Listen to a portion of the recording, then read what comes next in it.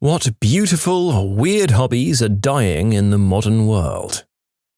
This might be a bit controversial, but since I do this, I'll mention it because that's how I feel. Playing drums. Real drums. MIDI are making us obsolete. Don't get me wrong, there are still applications for live drums, especially if you want the groove or feel of a live drummer, but bedroom music production has just skyrocketed even more due to the pandemic, and not everyone has enough space for a full acoustic kit.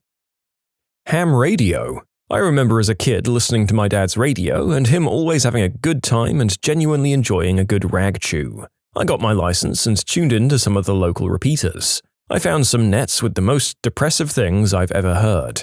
People talking about their terminal illnesses or how prescription costs are killing them. I'm a coin collector and it is dying. My grandpa collected coins. He always told my brother and I that, "Someday this will all be yours.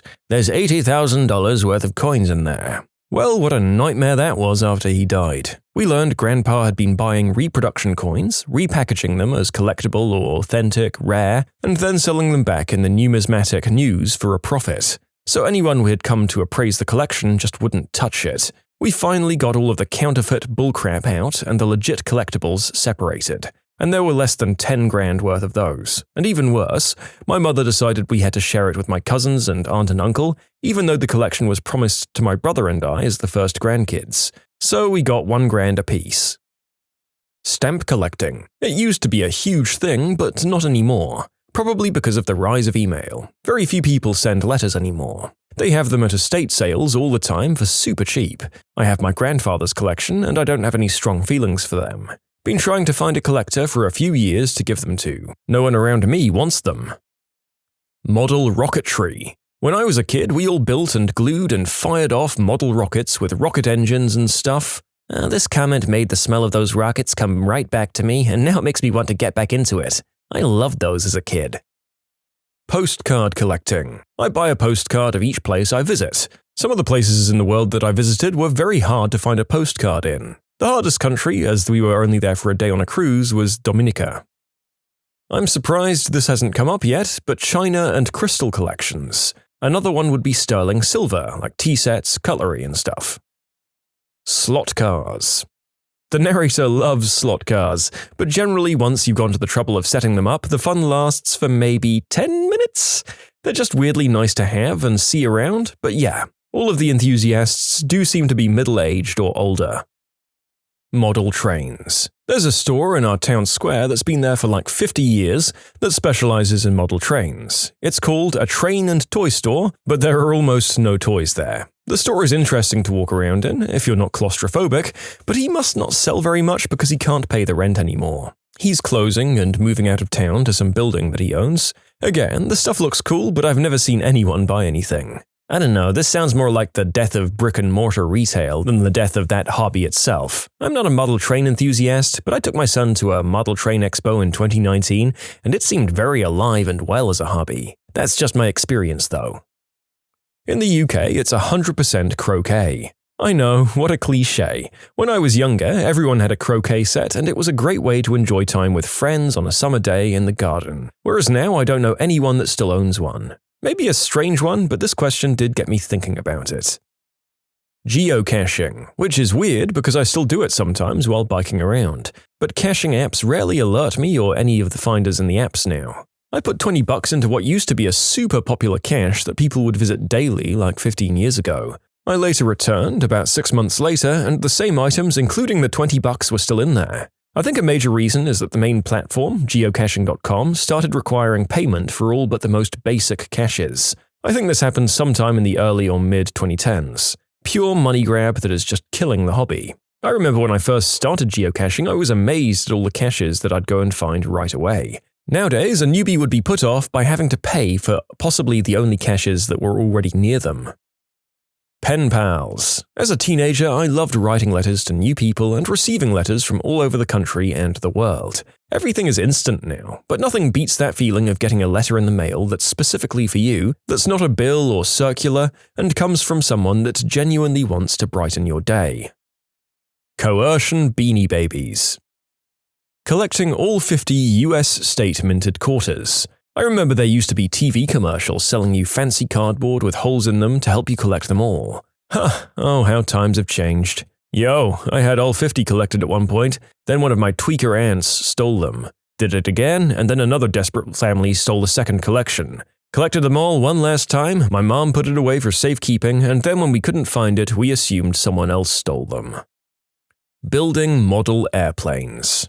Model airplane buying, on the other hand, is alive and well. I mean, yeah, we've got all 300 plus kits in the attic, 15 in the same stage of construction, and 2 that we're actually working on, but god damn it, ClearProp has a new Sea Sprite and I've been looking for it, so I just ordered 3 from Hanant's. You know, wingsuit flying used to be really popular, but then many of them died and it quickly fell out of popularity. Slamming face first into a bridge at 90 miles per hour will really sour future people on trying, regardless of how cool the videos look. Flying kites. Never see that crap anymore. My girlfriend and I brought kites on a whim a few months ago. Hadn't flown a kite in probably 20 years, but we had fun. General aviation and being a private pilot. A series of lawsuits against plane manufacturers combined with insane certification requirements for airplanes and parts have made it so that buying new planes or replacement parts is ludicrously expensive for pretty much anyone earning less than $500K per year. Old used aircraft from the heydays of the 60s and 80s had been filling the void to an extent over the years, but they're starting to get really worn out, and people feel less and less comfortable flying them as time goes on, and unfortunately there's just no replacements as they age out. As an example, a brand new Cessna 172 in 1969 cost about $12,500, which is about $90K in today's money. Today, a 2021 model would cost around $400,000. Indoor roller skating rinks. Skating has become popular, yes, but weirdly, the number of roller skating rinks seems to be going down. The 4 within 25 miles of me closed down over the last 15 years. I don't know any of the new ones, and I'm not sure where to go in New England to find an operating rink nowadays. Meanwhile, there's lots of private outdoor groups. It must just be too expensive to have the square footage to support a roller skating rink in an urban area. Flying radio-controlled helicopters and airplanes. Why would someone want to deal with all the hassle of flying a model helicopter that's insanely difficult to fly when they could just buy a DJI drone that has a first-person video stream, records video in 4K, and can fly around by itself via GPS? Yo-yo. Historical reenacting. People no longer want to play dress-up in itchy wool and educate folk on whatever period was their jam. Its heyday was the late 90s when you could just find a group that did just about any period you could imagine. I've got to say, at least in Northern Europe, the reenacting hobby seems to be very much alive and well, often intertwined with the LARP crowd, and I do feel like I know more than one American who does Civil War stuff as well. Bridge. Super complex game, has layers and layers of rules, and it's dead. Even growing up in the 80s, it had a reputation of being a game for groups of older ladies.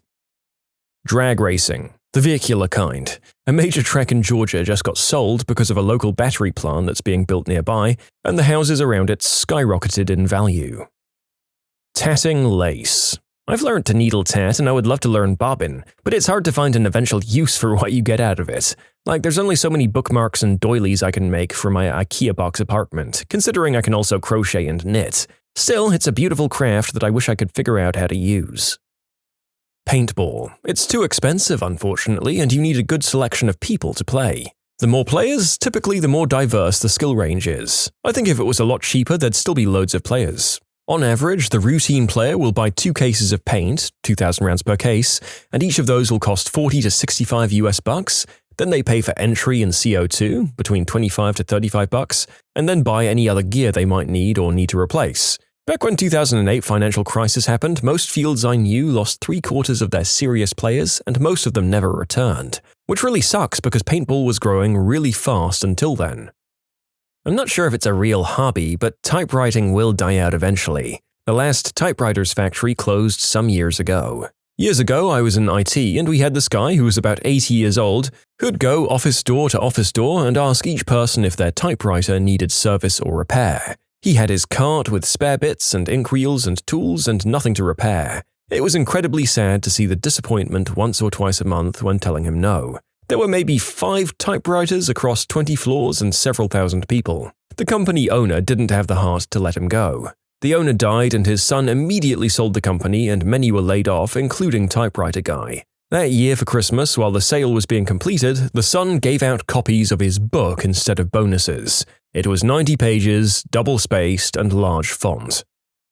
Teacher here. Hobbies in general are dying. Here's part of why. I regularly meet with parents who balk at the idea of their child doing something for fun. Unless it can translate to a career or college application, it's viewed as a waste of time and money. And if it can translate to one of those, then there's this crushing, constant pressure to be the best at it. We're raising a generation of children who can't comprehend hobbies. Based on young people I know, bowling, billiards, and poker are fading. Board games were experiencing a boom until COVID. D&D is super popular again, though. I don't know, board games are doing just fine. They might not be as visible anymore since people haven't been able to play out in public the past year, but people have been doing virtual sessions of the games or secret in-person games throughout the past year. The Kickstarter scene for board games never stopped, and now that in-person events are coming into fruition again, everyone's excited to bring out all the new games they haven't got to play in the last year.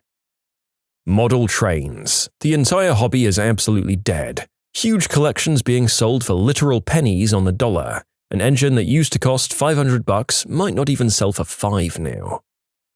Clubs. The Rotary Club, the Elks, the Masons, the League of Women Voters, all kinds of fraternal organizations. Beyond that, participation in all kinds of civic organizations, churches, labor unions, sports leagues, hobbyist clubs, they're way down from previous generations. Americans used to be world-renowned for their enthusiastic participation in clubs and civic organizations of all kinds. Now we're becoming an increasingly atomized society. The cost is that today, the average American has fewer close friends, is less likely to know their neighbors, and has less of an informal support network than at any point in history.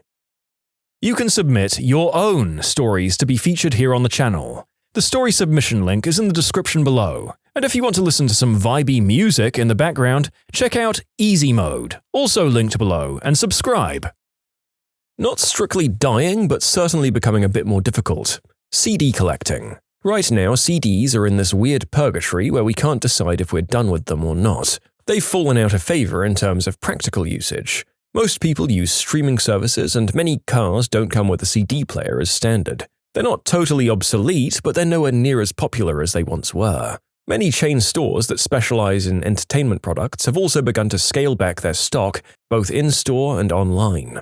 Go to a CD section and browse popular, and for most artists, they'll stock a generic greatest hits collection, their latest release, and if you're really lucky, maybe some of their popular albums. Case in point, I wanted to add Rio by Duran Duran to my collection. It's one of the greatest albums of the 80s, and yet literally no chain stores in my area stocked it. You'd think that would be one that's in wide circulation, but apparently not. The other annoying thing is that they're not old enough to have garnered niche value yet. Vinyl is the new collector's trend, so there's loads of market stalls popping up selling vinyl as the in thing, but CD stalls at markets are dying. Which is a shame, because they were the guys to go to if you wanted to find rare albums.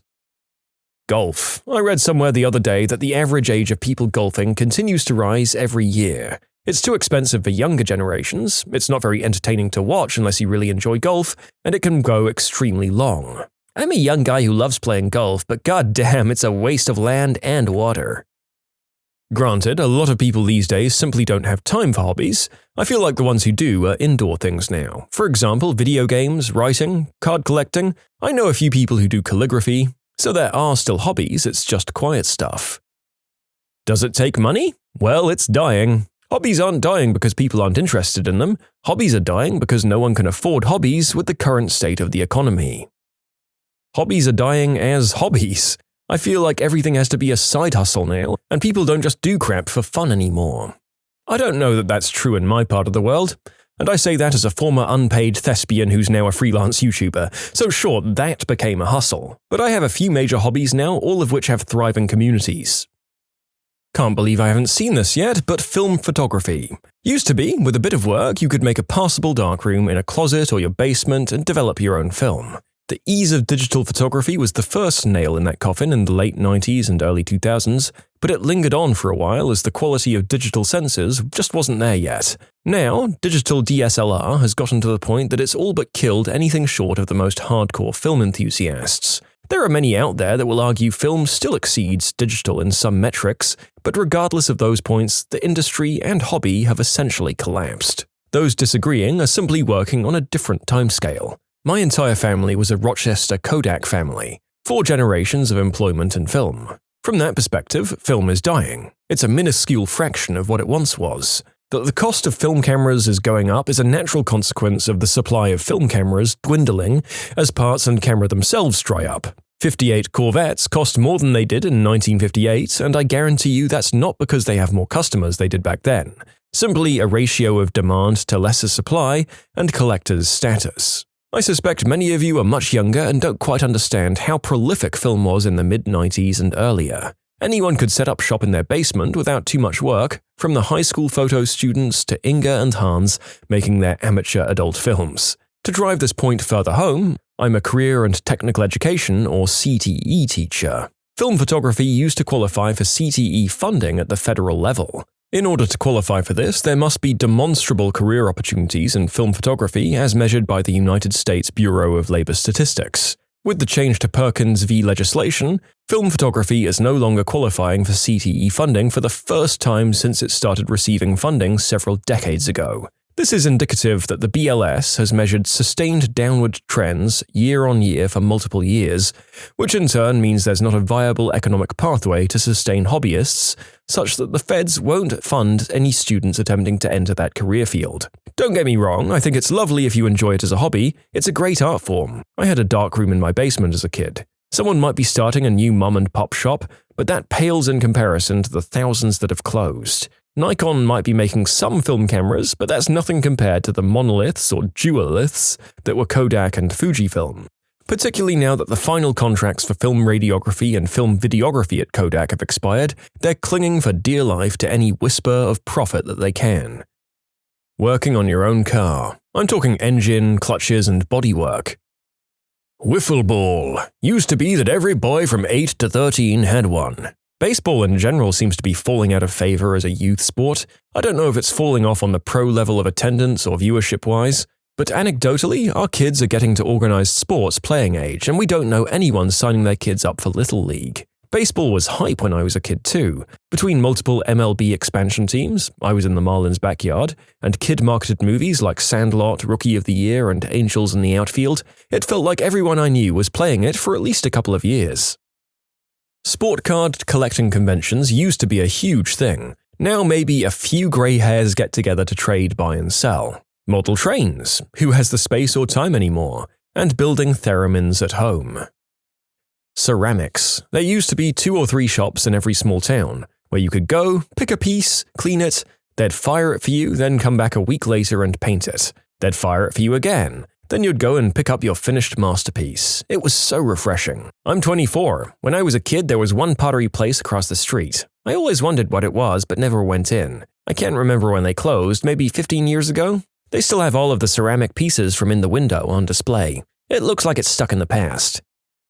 I don't know if it's dying in popularity, but beekeeping has definitely undergone a shift in my lifetime. It used to be that every farm you drove past had a small hive or two tucked away somewhere. It was a side crop in the many crops that were grown. Now it's got a pretty large initial investment cost, and you see more beekeepers that are young people with a garden in their backyard. It's expensive and time-consuming and frequently puzzling. It's also occasionally painful and sometimes heartbreaking. I still love it though. Tuner cars. Yes, the community does still exist, but the days of throwing a cold air intake and some springs on your Civic are long gone, and it's only for people with deep pockets now. It doesn't help that the supply of affordable, lightweight, entry-level performance cars is basically zero now, and the ones left over from the 90s and early noughties are so supply-constrained you need to be able to produce at least $10,000 in cash just to buy one anymore. Never mind the cost of parts has gone up substantially too. I'm holding out hope that the first-generation BRZ or FRS 86 ends up bringing it back somewhat, but they're not cheap enough. They're still around $15,000 for something with 80,000 miles on it. And they're not produced in large enough numbers either. Scrapbooking. Nobody prints pictures anymore. Ventriloquism. In my opinion, this one can stay away. Yeah, as much as the narrator feels that all art is valid, the people and their talking dolls, while impressive, were also slightly creepy. But it's sad that they're going away. It's legitimately a magic skill to me. Basically, everything the news says that millennials killed. AKA, the industry failed to adapt to the free market and it's trying to blame its customers for the fact that it sucks. Collecting spoons. I'm a teenager, yet I often enjoy finding spoons at cool tourist attractions. My personal favorite is one I got from Prague during Christmas time. It has revolving dice in the handle. I live in Northern California wine country, about 60 miles north of San Francisco, and around here, it's golf. Even though we have a huge footprint of retired people, all of the local golf courses are slowly going under. It might be because a loop is like $120 during the week and $200 on a weekend. Recreational fentanyl use. Most people are answering with hobbies that have a very low influx of new hobbyists, and others are disproving them by showing how much money is still being traded hands in that hobby, which is to be expected when you're talking about a hobby where the most participants are boomers and Gen Xers with more disposable income than us. Prank calls are a dying art form. Pretty soon, kids won't even get it. Nobody picks up their phone for a number they don't recognize. Comic book stores have basically had to load the store up with trading cards, Funko Pops, and tchotchkes to survive, while the actual comic books get cast into a small corner. The Marvel and DC movies might make billions, but it's done zero to increase interest in the comics themselves.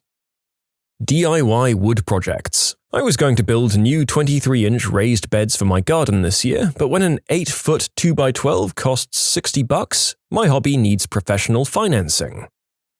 Square dancing is quite literally dying. Average age of any tip is about 65 or older. Good callers are a rarity. Actually playing trading card games and not just investing in the most hyped set. Swing dancing got really popular for a while in the late 90s. Haven't heard much about that in a long time.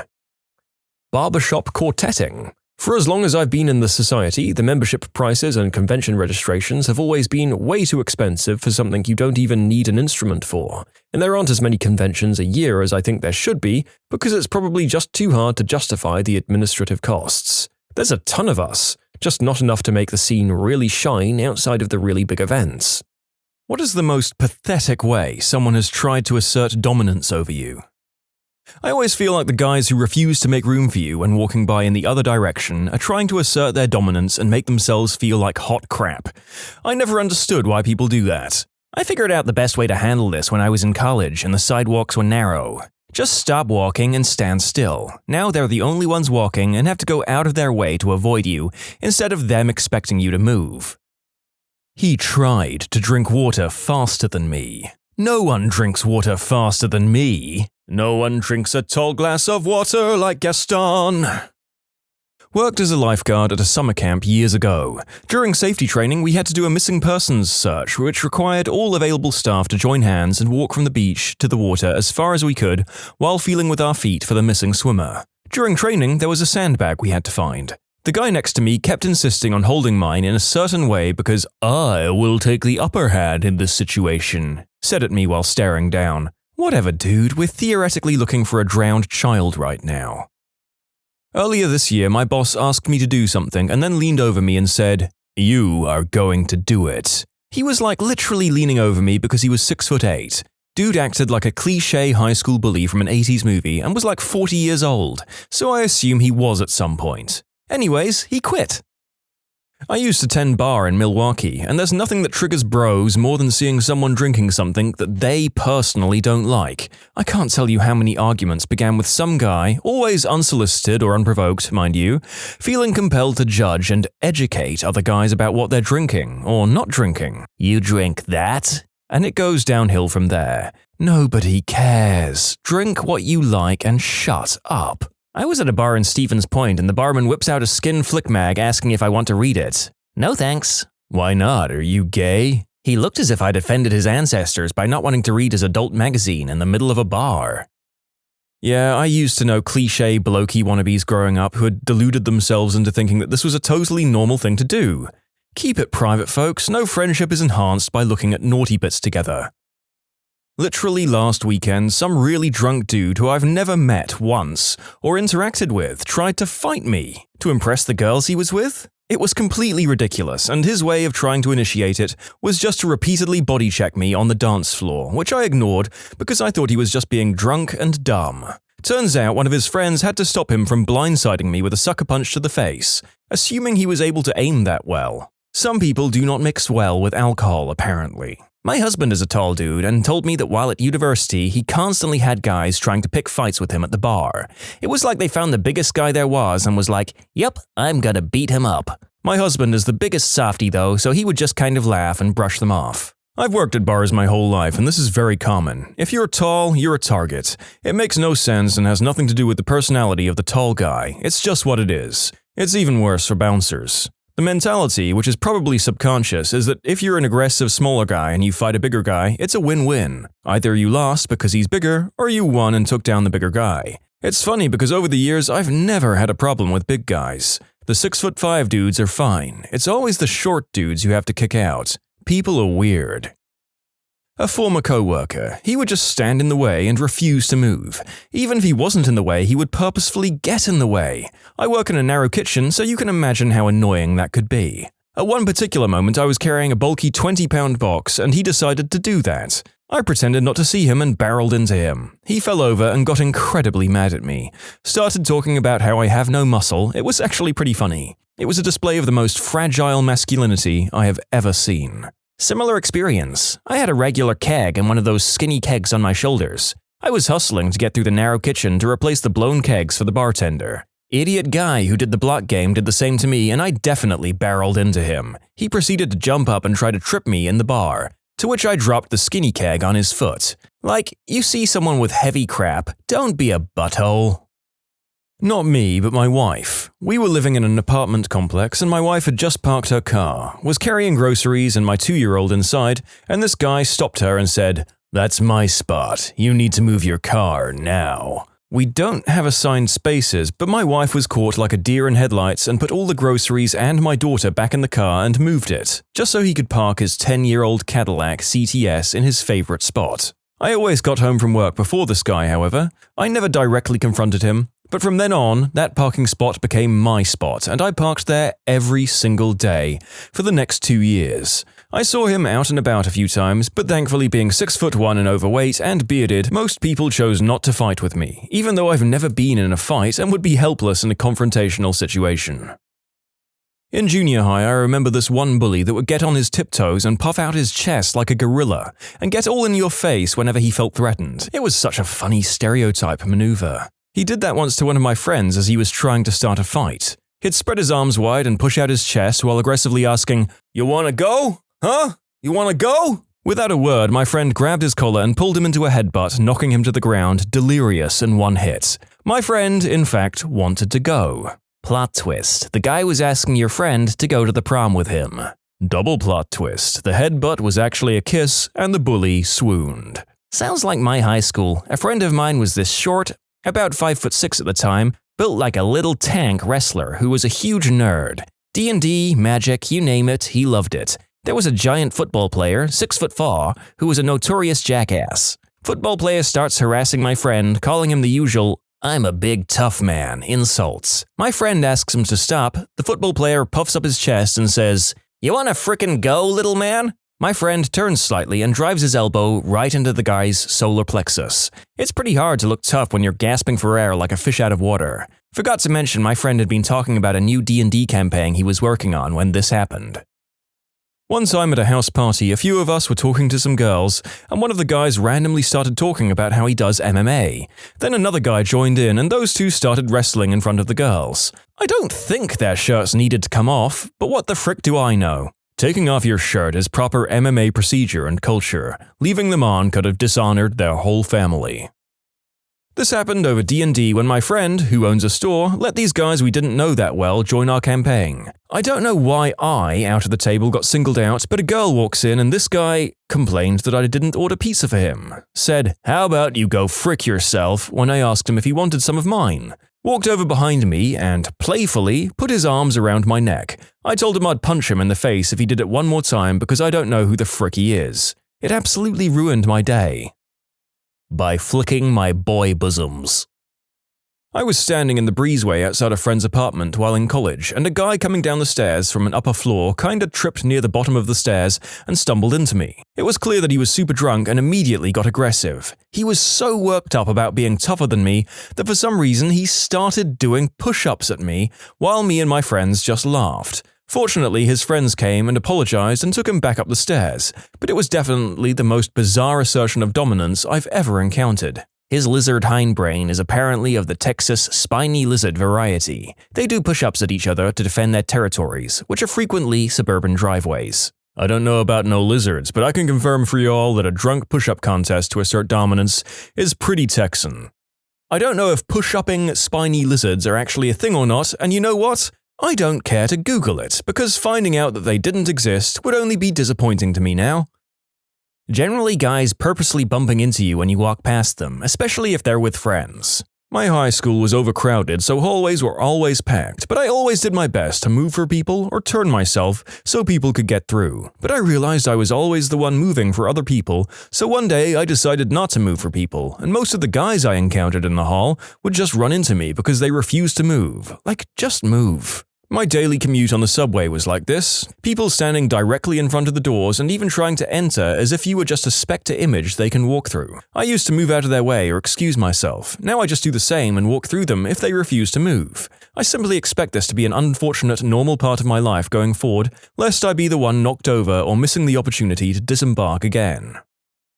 I work in a grocery store and sometimes I help unload the delivery trucks when our delivery comes in on what we call cages, like a 6-foot cage on wheels, and obviously one that's full of toilet paper will be really light, and one filled with 2-liter bottles of juice are the heavy ones. The lift that lowers them from the truck has that patterned metal floor, and you have to pull the heavy ones hard just to get them off.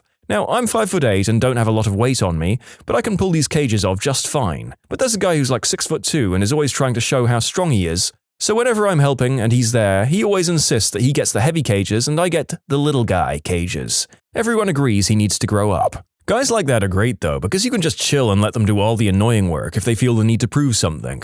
This is brilliant. Subtly threaten their masculinity and watch them do all the hard work. You can submit your own stories to be featured here on the channel. The story submission link is in the description below. And if you want to listen to some vibey music in the background, check out easymode, also linked below, and subscribe. A friend tried to make himself look good in front of his crush by literally putting me in a random chokehold for a laugh. Turns out it was because I was talking to her. I had a girlfriend at the time, we were just talking. It wasn't a chokehold though, it was basically just a headlock, so I decided to correct him. I was fairly oblivious and didn't realize this was a failed alpha move. Creeped the crap out of his crush that he would do that out of nowhere, and she stopped talking to him. Apparently she quite liked him up until that point, so he kinda shot himself in the foot. Because romantic interests respond well to displays of unprovoked aggression and violence, right? Right? I just love a man who can fly off the handle at any moment. Was out having a drink, started chatting to the guy next to me when I learned that he too is a musician. He then tells me, "You're not a musician. I find it offensive when people tell me they're a musician when they haven't put in the time and dedication that I have." Okay, dude, come down off your ego trip. Jesus Christ. What the frick? How the frick would he know how much time and dedication you put into it? Heck, for all you know, he hasn't put in any either. Frick, he isn't even devoted enough to music to prefer it to feeding his ego. Anyway, here's Wonderwall. I had someone stand on their tippy toes to seem taller when we were talking. Talked about how the MBA program at his alma mater was superior to where I was getting my MBA. For clarification, he doesn't have and isn't working on an MBA, but wanted to be sure I knew he was better because he went to a school with a perceived better program. So when I was in the 8th grade, there was this one kid who hated me for no reason. I was really big for my age, and there was no way this 5'1" guy was going to fight me, so he did something so cringy I have no idea what he was going for. I was sitting at lunch with my friends, and this kid walks up to us and spits in my glass of milk and says in a very commanding tone, "Drink." I just stood up and the kid bolted. Got a good laugh out of it with my friend though.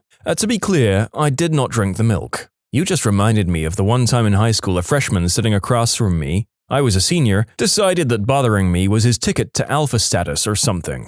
One day at lunch, he threw a curly fry into my drink and asked me what I was going to do about it. He had just gotten back from the snack bar with a couple of cookies and an unopened bottle of soda, so I just reached over and took those. I didn't really like the soda, and I only wanted one cookie, so I doled the rest out to my friends. He just laughed nervously. Once I realized he wasn't going to do anything about it, I thanked him for the cookie. Freshman being a butthole, "You gonna do something about it?" Senior does something about it. Freshman, surprised Pikachu JPEG. When asked about what his hobbies are, he responded with, "Hobbies are for children and single women. I work." You want to know how cool I am? You want to know how tough I am? I'm so tough that I have no life, interests, or friends. Oh, fun. Sounds like the kind of guy who'll either work himself to death or suffer a complete mental breakdown 1 week into retirement. The type of person who after he retires will have no idea how to occupy himself, so he'll spend his time calling the police over minor noise complaints and hassling his neighbors over where his exact property line is. We had a candidate come into the interview and legit say that he wanted to sit behind the desk because he was going to be the one asking the questions to decide if he wanted to work with us. I think he'd gotten some bad advice about having confidence. I laughed, but our HR manager flipped out. The only time I've ever actually seen her call security. What was the guy's reaction once he realized it was going so badly? Oh, he commented, "Well, this is obviously a hostile work environment, blah blah blah." Was on a 4-hour flight, in a 2-person row. The guy demanded to have full access to the middle armrest, would push my arm off it if I ever got near it. Oh man, I was in the middle of a 3-seat row. The guy on my left was some kind of exec, checking his work email on his laptop. Anyway, after the first hour of armrest jockeying, I just asked him, "Are we doing this the entire flight?" He pretended to not speak English. The mother fricker was reading his emails in English and pulled the no hables card on me. He finally conceded the armrest after that. Yeah, I think it's common consensus that the person in the middle seat gets both their armrests, isn't it? It's one of those unspoken rules that you would feel like a jackass for trying to enforce, though. I was walking to my car after school and this guy was getting in his car and just yells at me, "You ugly as frick, bro."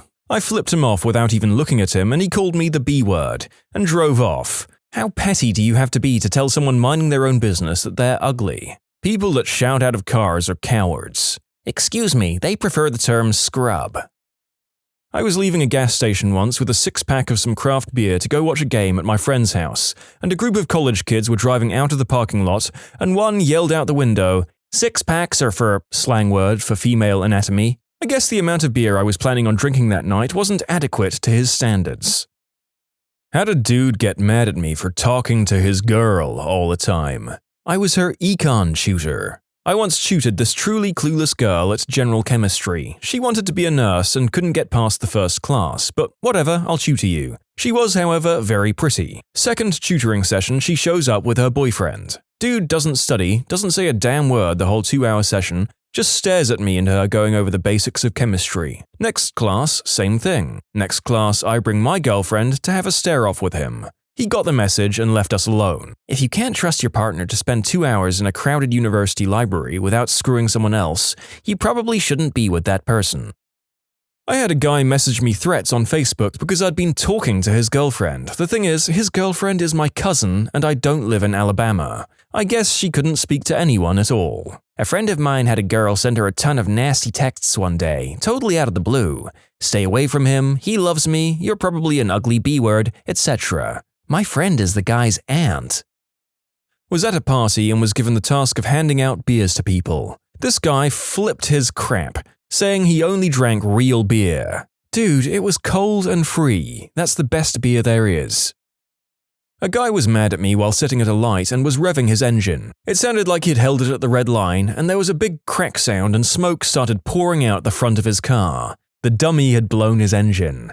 That's when you throw your head back and laugh as you slowly accelerate forward in your 2013 Dodge Dart. My neighbor in front of my house had a boyfriend that would literally rip his shirt off and come outside every single time I was in my front yard. It could be 7 a.m. or midnight, but it wouldn't matter to him. I could be walking to my car and here comes Mr. Globo Jim flexing all around his yard. He would immediately go back inside when I went back inside. This went on for almost half a year until one day I saw him hop into his mega-lifted truck and drive away never to be seen again. He did have some pretty sweet pecs though. I would have spent a day fricking with him. Go outside a while and wait for him to come out, then just go back in until he leaves, then do it again. Make a buff-looking scarecrow and leave it in your front yard. Or like a cardboard cutout of Ronnie Coleman. One night in college, me and my buddies were walking down the street at about 11:30 p.m.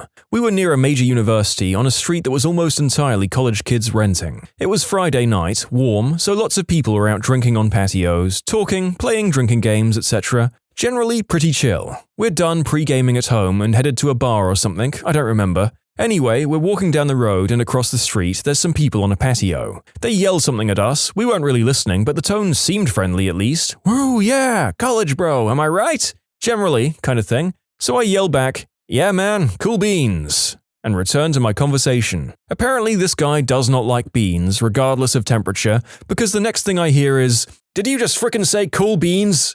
And I see this perfect Skylar pop-collar college bro storming off his porch to come across the street at us, looking like I just peed in his Bud Light. I can only respond with a confused, yeah? My group stops. This dude is crossing the street at us looking like he wants to fight. Him? Say it again, bro. What did you just say? Some girl behind him. Just let it go, Blake, or Skylar or Chad, whatever he was called. They didn't mean it. Me. What? Really? My friend? What the frick? I said cool beans. Get the frick out of here, dude, before I kick your butt. Okay, later, bro. And we walked off the street as he started angrily flexing in the middle of the street while his girlfriend is tugging his arm, trying to get him back into the house. We made it to the end of the block, about 3 more houses probably, before my entire group just broke down laughing at the absurdity of it. I really don't understand it. Was it supposed to be a prank? Was he just a drunk dude looking for a fight? Did he think I was intimidated? I'm not sure. Either way, cool beans and did you just frickin' say cool beans? Are still a standard farewell among that group of friends. His whole family was killed in a freak chilled beans accident. His girl saying he didn't mean it is the most intriguing part of the story. Not me, but my dad. My dad has season tickets for the AHL hockey team in town. One day he was late for a game and arrived to see a teen in his seat with his girlfriend. My dad kindly asked him to move, explaining that those were his seats. The teen responded with a quick, "No, it's not." My dad then showed him his season ticket and pointed out on the kids' tickets that their actual seats were a few rows up. The kid got up and tried to square up to my dad. My father was just like, "Really, dude?" and ignored them. The girlfriend began screaming at my dad for being a butthole. Long story short, Dad kindly asked a kid to get out of his seat and the kid tried to intimidate my dad for this. College Redditors, what's the one high school habit each incoming freshman needs to stop doing on their first day of college? I'll start. No longer are you required to raise your hand and ask to use the restroom. Just get up and leave quietly. Don't wear shirts with your high school name, graduation date, class motto, etc. If you sit in the front row with the laptop, actually pay attention. Do not use Facebook, Reddit, or play Tetris. If you're sick, you don't need a note from your parents.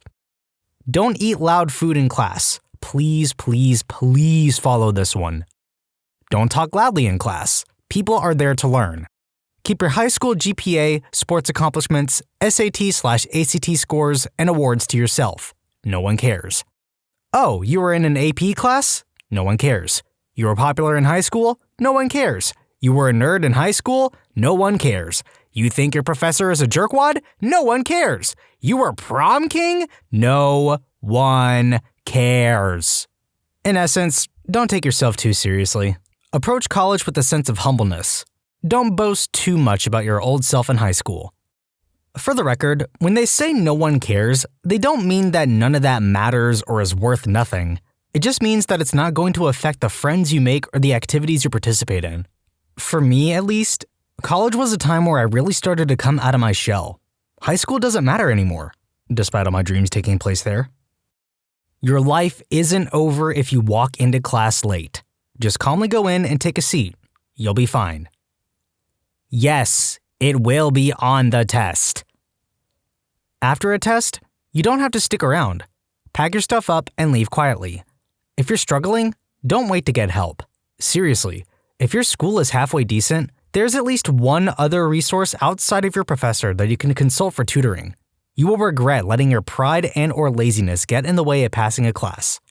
Finally, if professors offer to read rough drafts of papers, send or take them a rough draft.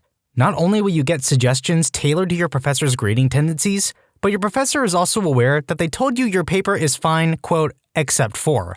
So if they said that one paragraph looked fine and then realized later it should have been expanded on in some detail, they will probably be more lenient. You sought help, they missed it. Oh well. Besides, you'll become a much better writer hearing suggestions from multiple sources. My essay writing has improved significantly because of my professor's input. Edit. So, I forgot this was about habit breaking. Here's a habit to break, so I'm actually answering a question. Don't sleep in class or otherwise ignore your professor. The lectures generally emphasize what your professor thinks is most important and what will be stressed on your tests. Besides, they usually have funny or interesting stories that revolve around the topic. It's fun stuff. Edit 2. Since it seems to be getting mentioned a lot, there are instances in which you do stay after the exam. I suspect, however, your professor will mention it in those circumstances. If in doubt, just ask the professor beforehand. Making up excuses to a professor if you miss the due date for an assignment. It isn't that they aren't listening, it's that they simply will not care. Stop being so embarrassed when your family phones you or comes over. They probably live very far away and came here to see you. Show them some love. Professor here. Number 1. Don't plagiarize. We'll catch you. If we do, fess up. The first several times, the student said, "I don't know how that happened." Remember that uncommon knowledge should be cited. Number 2. If the prof asks you to come in for help, do it. We can't help you if you don't. Number 3.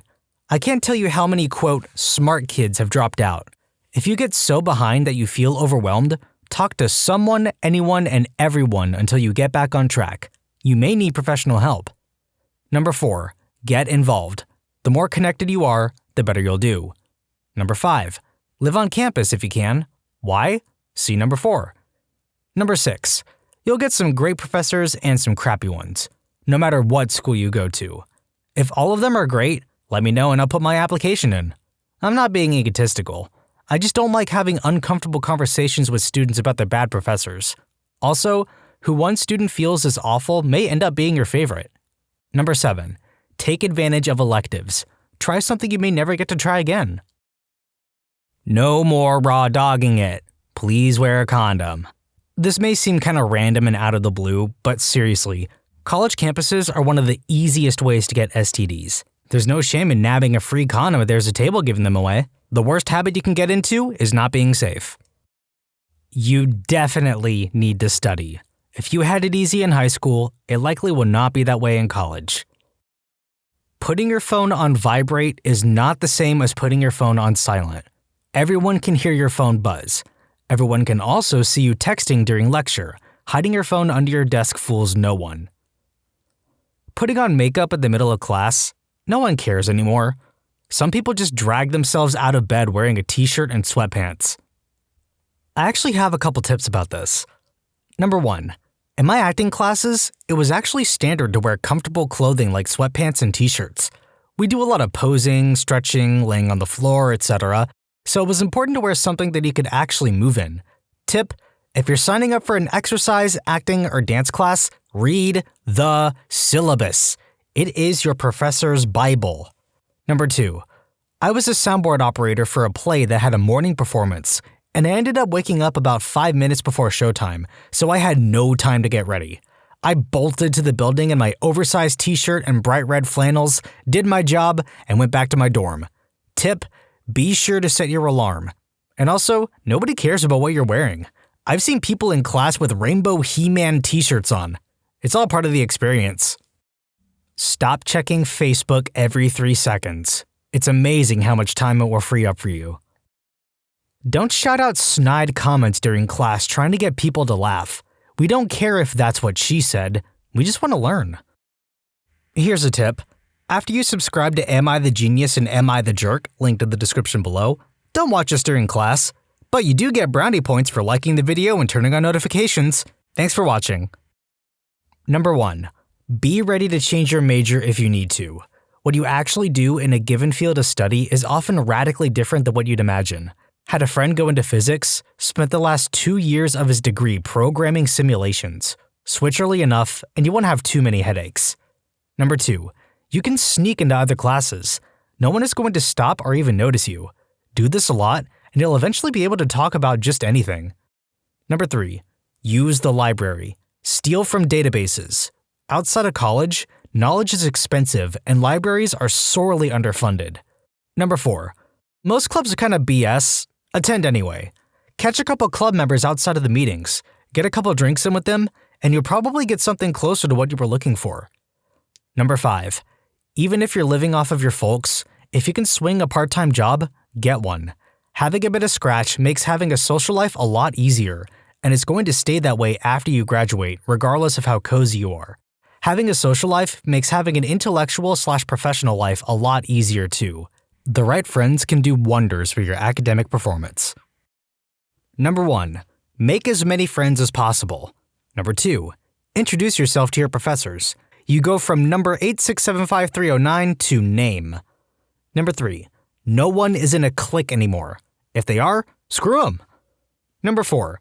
If you aren't going to pay attention in class, don't disrupt your classmates with internet conversations or texting. 4.5. Professors can easily pick out people not paying attention and will most likely assume that you do not care about your grade. Number 5.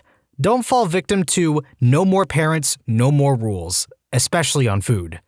Number 6. Going home ain't nothing, but keeping in contact with your parents is. Number 7. Find stuff to involve yourself in, but don't involve in all the things. Number 8. You will meet a crap load of people. Even if you don't like them, don't burn the bridge. Number 9. There will always be someone smarter than you. Don't play know-it-all. Maybe not a habit, but a lesson. And I'm sorry if this is a bit negative or heartbreaking. There will be classes that, no matter how hard you try, you will be terrible with. I enrolled as an aerospace major because I wanted to change the world, despite being more of a history/English person. I, by some miracle, passed my second calculus class with a D. I had absolutely no hope with my third calculus class. I had a tutor, I went to study sessions, I went to office hours, I was housed with engineers. But at that point, nothing could teach me how to get from point A to point B. It was basically magic, with some loose logic here and there. I failed that class, despite all my effort. I'm not saying that you will also fail, but that there will be classes that will be nearly impossible to ace. It's very difficult to get all-around A's. But maybe that's just my engineering school. Here, the engineering average GPA is just over 2.0, I believe. And, no exaggeration, the average math test score is 50% or below, so curving is completely necessary. And always check the class average before you panic and wait for the curve. I got a 23 out of 100 on my Calc 2 exam once. The class average was a 10 out of 100.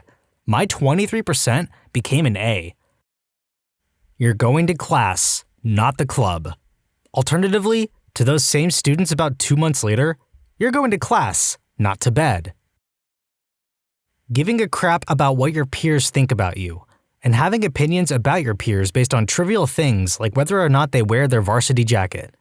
But stop asking random people for a piece of gum when they take it out of their bag. Get your own gum. Try not to screw up your grades your first year or you spend the next 3+ trying to make up for it. Also, get involved, but don't overdo it. Not everyone can be involved in and the president of every organization on campus, but try something. Don't just go to class and then screw around in your room. Buy into the whole college experience, please. No, it's totally true. The first year is the easiest to screw up. I spent more time worrying about a particular extracurricular and the fact that suddenly there were parties, tiny high school, barely any social life, and my grades really suffered. Every semester after the first 2, I got better and better grades, but they ruined the pretty average score overall. Can confirm I bombed my first semester, but every semester after that just got better and better. As long as you have people around you to support you, something as new and scary as college won't be as scary. Don't bother sucking up to the professors. While in high school nobody liked teachers' pets, being one could legitimately give you an advantage. In college, you are one of thousands of students that your professor sees daily. If you become the classic suck-up, you're probably not going to be well liked by your classmates, and the professor will just see you as one out of many students, or, worst case scenario, as a bothersome jerk. Don't be afraid of asking your professor anything you don't understand. While they're held to a much higher standard than your normal teachers, they're still human. That doesn't mean you should interrupt them in the middle of a lecture. What I'm saying is that there's nothing wrong going to the professor after class to clear up your doubts. Expect failure. It doesn't matter if you're smart or even a genius. You're going to a whole different environment. It really is a whole new world you're entering, and getting used to it can be tough for some. The world won't end if you get a C on your first test, so chill. For the love of Godzilla, do not call them anything other than professor. Don't call them Mr., don't call them teach, or anything of the sort. Sidebar, this really does depend on the professor. A lot of the professors at my college were on a first-name basis. That's what I love so much about my campus's theater department. Let's go! One last thing. If you're doing any sort of illegal activity, trust no one. I'm not kidding here. Some people will gladly rat you out. Maybe they're prudes that are jealous of you, or maybe they're against what you're doing. Be completely sure you trust who you're hanging out with. You have no idea how many headaches this will avoid. Not giving a crap. I didn't give a crap throughout high school and graduated with the 1 point something or another. I had no intention of going to college. Spent 10 years in the workforce. Made nothing of myself. Job hopped every year. The last job I had was the longest. I worked there for 2 years. I was up for a promotion that was then given to a guy 6 months my junior because he had a degree. At that point, I quit my job and enrolled in community college. The university wouldn't take me. I have recently transferred to said university and am currently maintaining a 3.92 GPA, all because I finally decided to give a crap. If you have a minor disagreement with a professor or find what they're saying is just so interesting, save it for after class. The rest of us really don't give a crap. We just want to get the notes, do the classwork, get the homework, unless it's in the syllabus, and go the heck home. Don't drag us into it. It's boring, and we don't care. And sometimes the professors like to drag the rest of the class into the discussion. Edit, this doesn't apply to discussion-based classes or situations where the professor is outright wrong or inappropriate. Learn to not start a conversation with, "So what's your major?" or at least learn to phrase it differently. Personal pet peeve? Maybe. Do every bit of extra credit offered. If you can redo a bad test for extra points, do it. If you can earn extra points for volunteering at some weird event, do it. If you get extra credit for attending every class session, go to every class session. Use every advantage they give you because every single extra point counts. I'm old and back in school, but as an example, in one of my classes, I did so much extra credit that I only needed a 20% on the final to get an A in the class. That knowledge is incredibly valuable when you have 3 other finals the same week. Send thank you notes/emails to the professors you love, the ones that have made a difference or have gone out of their way to help you. Send it after the class is over and you've received your final grade to avoid impropriety, but do it and be heartfelt about it. They not only appreciate it, but at some point, you may need a reference letter if you're transferring or going on to grad school. I have 2 former professors that will stop me on campus to ask how I'm doing and offer help if I need it. Never forget reference pages. Cite everything you've looked at, even if you're not quoting or using statistics from it, and if needed, buy an APA extension for Word if you suck at formatting. Do not forget references ever. Do not take college like it's on autopilot. It isn't set up for you like high school. You set up your classes, professors, and schedule. Take advantage. Screen your classes and professors so you're not walking into stuff blind. If you end up with a crappy professor or class, you're doing it wrong. Rate My Professor is a beautiful resource. Use it. Also, ask around for recommendations from other students. Your opponent in class is stupid bullcrap. Don't take professors that are jerks or make their class hard just for the sake of doing it. If it's a class that doesn't pertain to your major, find the easy prof and take their class. Bank your easy A for GPA support. If it's a major-related class, get good professors whose classes are only as hard as they need to be. I dissent from the advice here about not being a teacher's pet. I suggest it. Don't kiss up, but take excuses to have sidebar conversations with your professors. Geek out with them. They will think more positively of you, and it can show up in your grade. Not all professors in college grade on purely mathematical formula. As someone who grades a lot of papers and essays, please let me urge you, do not, I repeat, do not fall into the crowd that sets up, quote, teams for classes. I see this all the time, where people say, okay, I'll go Monday, you go Wednesday, etc., and share notes. You are paying to go to class, so go to class. There are a lot of people who do this and get away with it, but you will very likely end up hurting yourself in the long run. You might hurt yourself in the way of not doing as well on a test because your friend didn't take the best notes. in the way of not preparing in a prerequisite class for a later class down the road, or you may be violating the school's academic integrity code. I just want to take a quick second to address that last one because it's very important, and I think a lot of the people who screw up simply didn't take it seriously. Most universities have a zero-tolerance policy for cheating. You may think you're getting away with it, but I want to warn you, teachers/professors do not need to tell you when you're caught. You can go the whole semester thinking you're safe, then suddenly get a nasty letter informing you that you need to go see the Academic Affairs Council. At that point, you are almost certainly hosed, and penalties are usually as severe as possible to use as an example. Please do not underestimate this. It's a lot more serious than high school. Furthermore, if you are farther along in your studies, you can permanently blacklist yourself in the world of academia, potentially losing job opportunities or the ability to go to grad school, which is becoming increasingly necessary. Stop thinking that you're the smartest kid around. You might have been the valedictorian of your high school or whatever, but just because you were the smartest kid there doesn't mean that you're the smartest kid in college. Chances are, everyone else at the school is just as smart as you, if not smarter. Also, don't skip on homework/studying. I was one of those students in high school that rarely did his homework, and I still got good enough grades based on exams that I never had to study for. But in college, those assignments tend to count for a much bigger part of your grade, and most of the time, that homework is going to be much more helpful than high school homework. If you skip the homework, you're likely to have no idea what's going on. As for studying, the exams are much more difficult, and for some classes, the only grades you get are test grades. Mess up on the midterm? Well, you're screwed, since the only other grade is the final.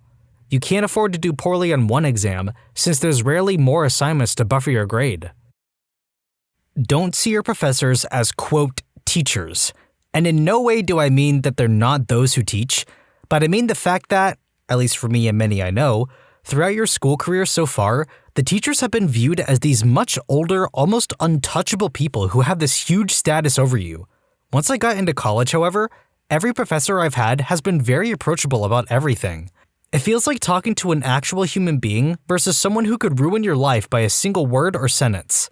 TLDR, don't be afraid to talk to your professors like a normal person. Do not buy your books until you know you are going to use them. I have been swindled one too many times by professors that put expensive textbooks on their required reason lists and never reference them. Along those same lines, never buy textbooks for the campus bookstore. It is ever so much cheaper to order them from Amazon or some similar site. In addition, don't crap on majors that you view as useless or pointless. Telling people, what are you gonna do with X degree? Make coffee? Is not a good way to make friends. Yeah, I've literally had professors be like, hey, I found the textbook you need for this class online as a free PDF, and I'm sending it to the entire class so you don't have to spend $100 on textbooks. Here you go. Those professors are so goated. I love them so much. Thank you. What was your "I don't get paid enough for this" moment at work? When I worked at McDonald's, I found out we didn't get paid for closing. We got paid until the store closed. So if it took us an extra hour or two to close, that was unpaid. I wish I knew what I know now, because that is an open and shut case, but at the time I was young and dumb. My first paycheck, I noticed I had a ton of missing hours. So when I asked my boss about it, she told me we only get paid until the store is closed. So that night, I walked out when the store closed. They tried to guilt me into staying because the other team members need me. Frick that. I don't work for free, sorry, especially when I'm already making minimum wage. No thanks, not gonna happen. A similar thing happened to me when I worked at Taco Bell when I was a teenager. During the first closing shift I was scheduled for, after I was done cleaning everything, I told the manager I was ready to clock out and go home. She told me that she still had at least an hour of paperwork left to do and needed me to stay while she did it, since there was a rule that no one could be in the store alone. But she told me to clock out. I laughed in her face and told her, I clock out when I leave. She didn't make me clock out and never scheduled me to close again, so win-win for me. Used to work as a dental nurse. First patient of the frickin' day said he felt sick after having a local anesthetic. He looked sick too. I grabbed the bin and told him if he needed to vomit, take the bin. He held it in his lap and turned, vomiting down the side of the chair and all over my pants and shoes. Of course, I had to clean it up, and of course, they wouldn't let me go home to change. That's disgusting. Surely it's not ethical to let someone work with body fluid exposure on them the whole day. It's also a massive infection risk. When I walked into the room of a confused patient on blood thinners who had ripped out his IV and catheter and had crap and blood on every surface of his room, it looked like a murder zone had been committed. I've been through a lot as a nurse, but that was like going into war. I manage a fast food restaurant, and for me it's always things that have to do with the bathroom. From having to clean up adult magazines with splooge on the floor or walls to people either purposely crapping on the floor, even used hypodermic needles. Same boat here, but with customers instead of washrooms. Swearing at my underage staff puts a real bad taste in my mouth, and I am not nice about it. I don't miss either of these things. Good luck, everybody left in restaurant work. Hope all of your customers start watching The Bear and educating themselves on how hard you work. Psycho camp director lost her crap on all of the lifeguards because we said we weren't coming back next summer. Reality was we all had legit reasons. I was going to take summer courses to graduate early. Another guard was moving to university and was going to work in that city. Another guard got offered a head guard spot at a camp near her house, etc. Nothing that said we hated the current camp, just other things going on. We were told in a group meeting that if we weren't happy there, we could leave and she would find other guards. Following Friday, she calls us all in to tell us what a great job we're all doing and how happy everyone is going on the lake. Tuesday after that, she calls us in individually to tell us we aren't working hard enough and she sees us slacking off all the time. Lunchtime Tuesday, all of the guards walked into her office, told her to go frick herself in front of the owners of the camp, and we all piled into my Ford Focus and went out for beer. Went home that night to a message from the camp owner asking us to give him a call back. We'd all chatted and realized he'd called all of us. Called him the following day and told him what went down. He asked us to reconsider and that he would give us $5 an hour raise and report directly to him. We discussed it and agreed on the condition that Psycho Director apologized to us at a collective staff meeting. She refused and had a tantrum. Camp owner fired her on the spot, escorted her off the property, and we opened the lake back up. F you, Bob. I make $13 per hour on an ambulance. Every day is an I don't get paid enough for this moment. I was working late, like 2 a.m., in the office. My manager said, let's go to the convenience store to buy up some snacks and smokes. She sits in the back and we drive there. After we get our crap, she says, can we swing by this street intersection real quick? When we get to that intersection, I guess she sees a car that belongs to someone she knows, parked in front of her boyfriend's house. She starts to wail, cry, and kick around in the back seat, while my bewildered butt just holds the steering wheel with a stupid look on my face. After 20 minutes of that crap, we drive back to the office, I drop her off, and I go home. What the frick? So she sat in the back seat like you were a cab driver or something. She didn't want her boyfriend to see her up front, guarantee it. She suspected him and the whole plan was to check in a different car. Worked at a fast food place about 13 years ago. This lady in the drive-thru claimed she was missing a sandwich. Our policy was to ask for bags back to verify. I asked to see the bags, 3 or 4, decent-sized order, and instead of handing them back like a civilized human being, she instantly started raging and throwing the food into the window while cussing me out. Guess what one of the items that she threw at me was? Yup, it was the missing sandwich. Crappy people will always try to scam something. Well over 2 decades ago, I fielded a call from someone insisting they were missing an entire 10-pack of tacos on their 20-taco order. I had no problem telling them I'd been making food all day and no, an order like that had never come up on my screen and to try scamming some other restaurant. I get it here like that all the time. No, you don't. You know how I know that? Because I'm here all the time and I've never seen you before and I've never done it like that. I've seen lots of, I'm friends with the owner here, too. Well, I guess I have many friends here that I didn't even know about. Countless times at the go-kart place, summer job, where I work, I've had to put up with special needs kids whose caretakers or parents dropped them off and just drove because they wanted a break from them. These kids, and adults, have a mental age of anywhere from 3 to 15 and many times they are unable to follow the directions that we provide or even listen to us. They are not only a danger to themselves, but to the other riders and to us, the staff. An easy solution to this would be for their parents to ride with them in a double and to drive for them, allowing everyone to have fun without having to put anyone in danger. However, that costs money, and they don't want to. One parent even said, "Why can't you just ride with him?" And when asked if the kid would be comfortable with other people, she said he wasn't. I wanted to call her a crappy parent, but I didn't want to lose my job. We can't deny them as they have the physical age to ride, but are hopefully putting rules in place to require parents of children with special needs to ride with their parents. I held nothing against these kids, but the fact is that their parents are responsible for them.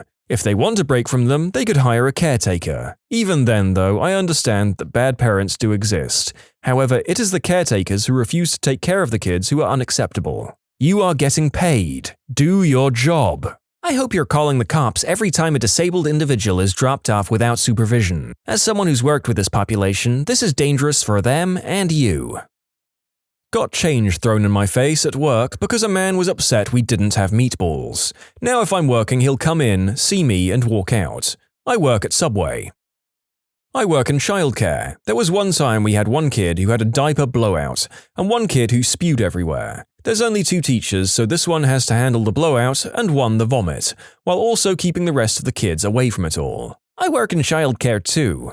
I was the only one watching a group of 14 4- and 5-year-olds. One of the 4-year-olds spewed, and I spent the next few minutes trying to keep the kids from dancing around the spew, while also trying to clean up the girl who spewed. Thankfully, another teacher came to help me out. I would like to clarify that 14 children is not a ratio violation in my state, Tennessee, US. The state allows a class of children who are ages of 4 and 5 to be at a ratio of 16 to 1. Is this an insane number? Sure. Is it a violation? No.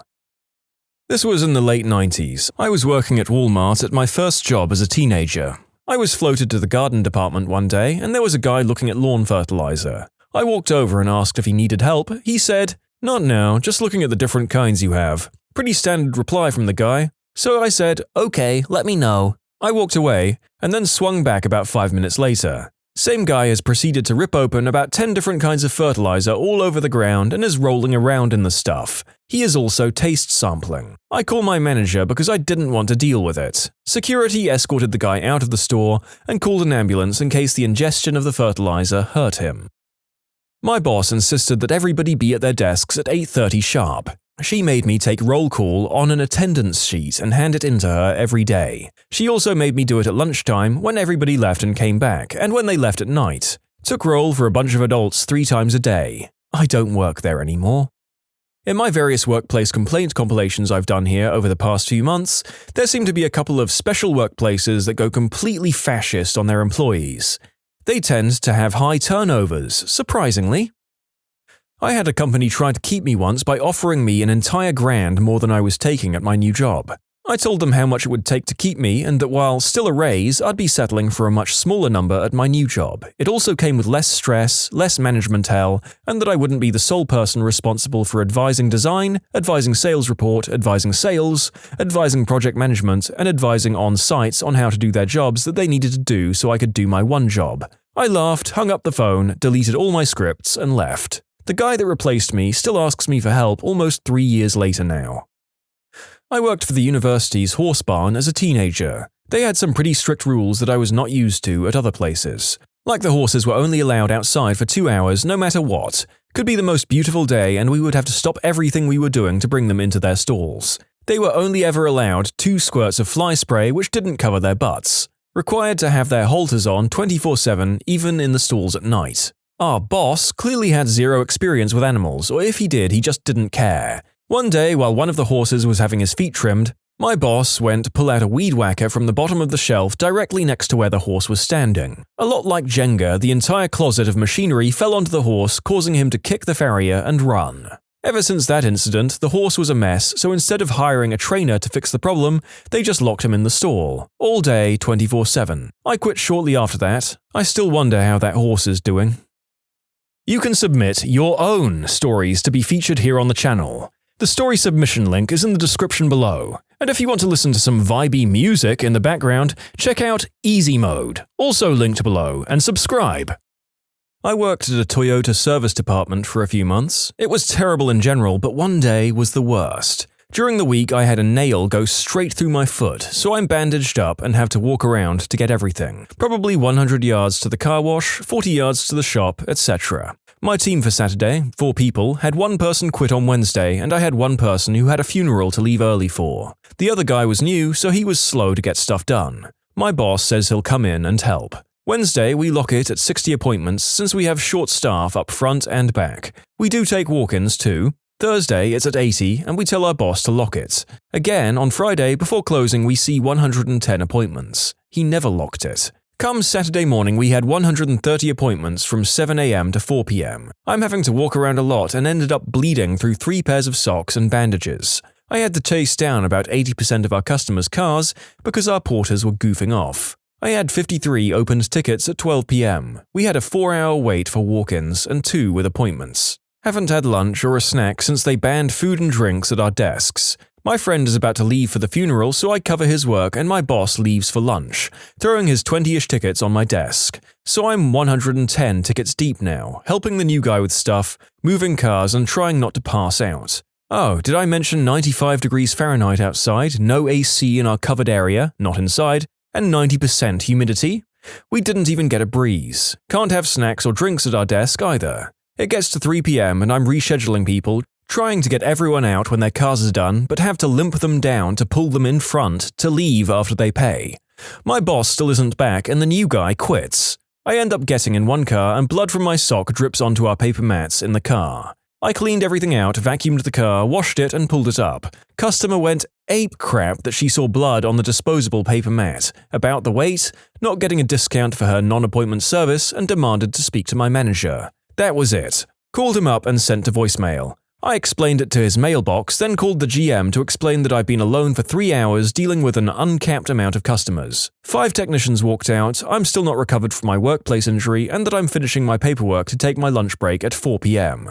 Boss shows up when I'm about to leave to eat my lunch I bought, knowing their provided lunch would be gone before I could set foot in the break room. He told me that in our state I'm not legally allowed a lunch break during a shift, and I have to stay to finish out the customers on my tickets. I mentioned being here since 6 a.m. pre-printing everything, saying I just need to relax, and he said, "You didn't even clock in this morning, so unless you do what I say, you aren't getting paid. Service advisors are paid commission here and percentage of our parts profit for stuff sold. I don't even get 10 cents an hour." So I walked to my station, removed all of everyone's login copies of my permissions, deleted all of my notes, deleted all of my warranty macros, all the spreadsheets, and reset every custom line I added to our programs before I removed my admin permissions. Walked out and got a call when I got to my car asking, "Why isn't your login able to collect credit cards?" So he had to either write down credit card info, take cash or checks, or let them go. My GM asked me to come back at a pay raise and less hours, but I knew it was BS. My boss ended up getting let go in the following months since he couldn't get things back up to speed. My good friend moved to Mercedes parts, so he's happy. I ended up going to BMW for a bit after that and handled a few other franchises later.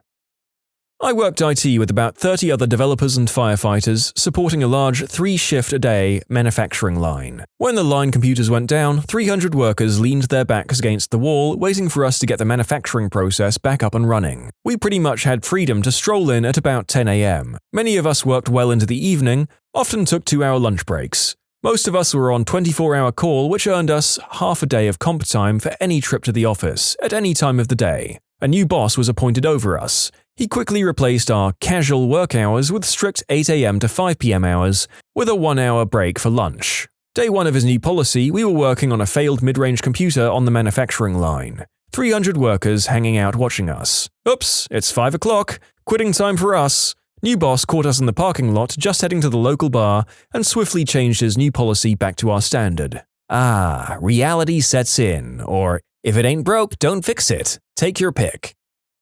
Our productivity and morale was through the roof with the old boss. He got promoted to corporate and company hired a new one. He goes through every single room at 8 a.m. sharp to check if people are working and if the guys that work outside the office already left. Same thing after lunch. Everyone is freaking miserable and performance went downhill. Worst thing is he micromanages the crap out of everything and it always has to be his way. It's a process that has been working and continuously improved, tested and proven to be completely efficient and give results we need? Yeah, forget about that. Let's do it his way because that's how he did it 20 years ago, even though he doesn't know how it works now. Team leaders, supervisors, engineers, nobody has a voice anymore. It hasn't been fun. I've repeatedly heard a saying that you should always give new management time to settle, even if their presence seems oppressive at the start. I guess this one is one of those cases where once you've seen what it's capable of, throw it out and start again.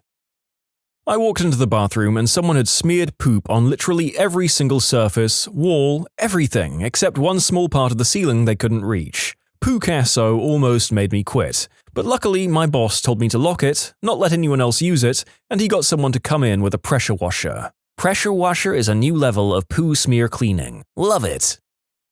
A few years into my flying career, so definitely not earning what people think pilots earn, I was asked to take a bunch of handicapped children and their carers for a 10-minute flight in a small twin-prop aircraft. All seemed to be going well until after landing when I smelt the unmistakable stench of spew. I looked around and all the passengers were looking horrified as the inside of the plane had been covered in what, I was told, used to be strawberry milkshake. I then had to vacuum and wash down the carpet in the plane. The vacuum died after picking up a large amount of this lumpy white substance and it started to drip back down the nozzle. It was a warm day and that didn't make the smell any better. I mentioned the handicapped thing not because I'm an awful person, but because his learning disability meant that he didn't think to inform his carer of his nausea, so there was no attempt to reach for the sick bag. We used to be paid half salary to attend seminars related to our industry that grant professional development hours. These seminars would often be at 7 a.m. at a hotel that was about a 2-hour drive for me, if I was lucky, in rush hour traffic to get to. But hey, it was paid and had free breakfast, so waking up at 4:30 to attend wasn't the worst thing in the world. The company announced that they believed attending the seminars was furthering our knowledge, therefore helping the company and therefore helping us, so we would no longer be paid to attend them, but we were still expected to go. I just said frick that and haven't attended a single one since then and delete all of the invite emails. I'm paid hourly, so taking the 6 hours out of my day to drive and attend a seminar I'm not being paid for is just plain stupid. I was asked why I haven't gone to any of them and told them I have a mortgage to pay. Haven't been asked to go again since. Direct support staff for people with minor disabilities, $13 an hour. Had a client go off the rails because he refused to take schizophrenia pills, was working night shifts and he gets up in the middle of the night and starts yelling random things, running around the house in the buck, peeing on everything, asking for me to put a cowboy hat on him, and he is now in a nursing home, bless his soul. Was making $2 above minimum wage for a furniture rental store. I was supposed to be a manager in training, but they screwed me and made me a jack of all trades. One day, they asked me to help out the repo runs and get back furniture from people that didn't pay. First red flag was going into an area and taking away a fridge from a family and watching them take all of their food out for their kids and getting friends to keep it cold. The nail in the coffin was going to someone's house at 10 p.m. at night, waking up the family, going into the bedroom of a sleeping child to wake him up so he can take away his bed as his parents didn't pay for it. As someone with young children at the time, I was disgusted in what I was doing. I was putting in 18-hour days doing these repossessions. I asked my district manager what I would be getting as compensation, as I've had to do some very terrible things. She promised I would be well compensated for saving the company a ton of money and product. I got a $15 gift card to buy alcohol. I don't drink. When my boss screamed at me for something they got wrong, this was a couple of hours after 2 co-workers almost came to blows because one of them left their phone overnight and the other, the first person to arrive in the shop, used it to send a prank text to another co-worker but didn't want to admit it.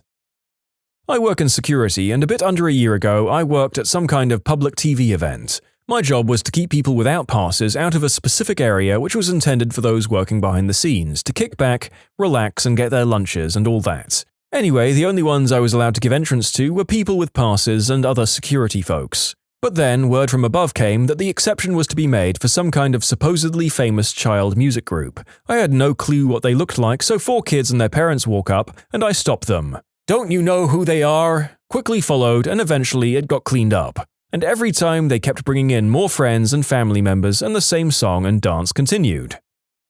I don't think you understand what a contract means. Besides, this is an opportunity for you. When the new manager tried to move me to night shifts, weekends, from my day shifts, workdays, despite my contract being very specific about when I worked. "Hey, you were right. This is a big opportunity for me," was how I opened when I told her I was quitting. The look of shock and 15 minutes of silence on her part were hilarious and the best feeling interval of my entire life when she realized I'd thrown her own stupid words back at her. History buffs of Reddit, what is one of the most fascinating stories you've learned that no one seems to talk about and can't be found in textbooks? The Lake Peigneur disaster. Until 1980, Lake Peigneur was a small-ish freshwater lake with a maximum depth of about 10 to 15 feet, located in southern Louisiana.